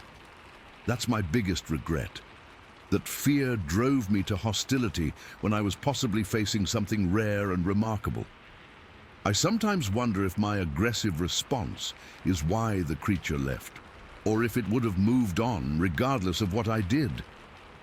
I've never had another experience like that night on Shasta, though I've spent plenty more time in remote wilderness areas. Sometimes when I'm hiking alone and the forest grows quiet, I find myself scanning the trees, half hoping, half afraid to see that silhouette again. I don't expect everyone to believe my story. Hell, sometimes I'm not even sure I believe it myself, but I know what I saw that night, and it changed how I view the wilderness forever. There are things out there we don't understand, living their lives parallel to ours, rarely intersecting, and when those intersections happen, they leave us questioning everything we thought we knew about the world and our place in it.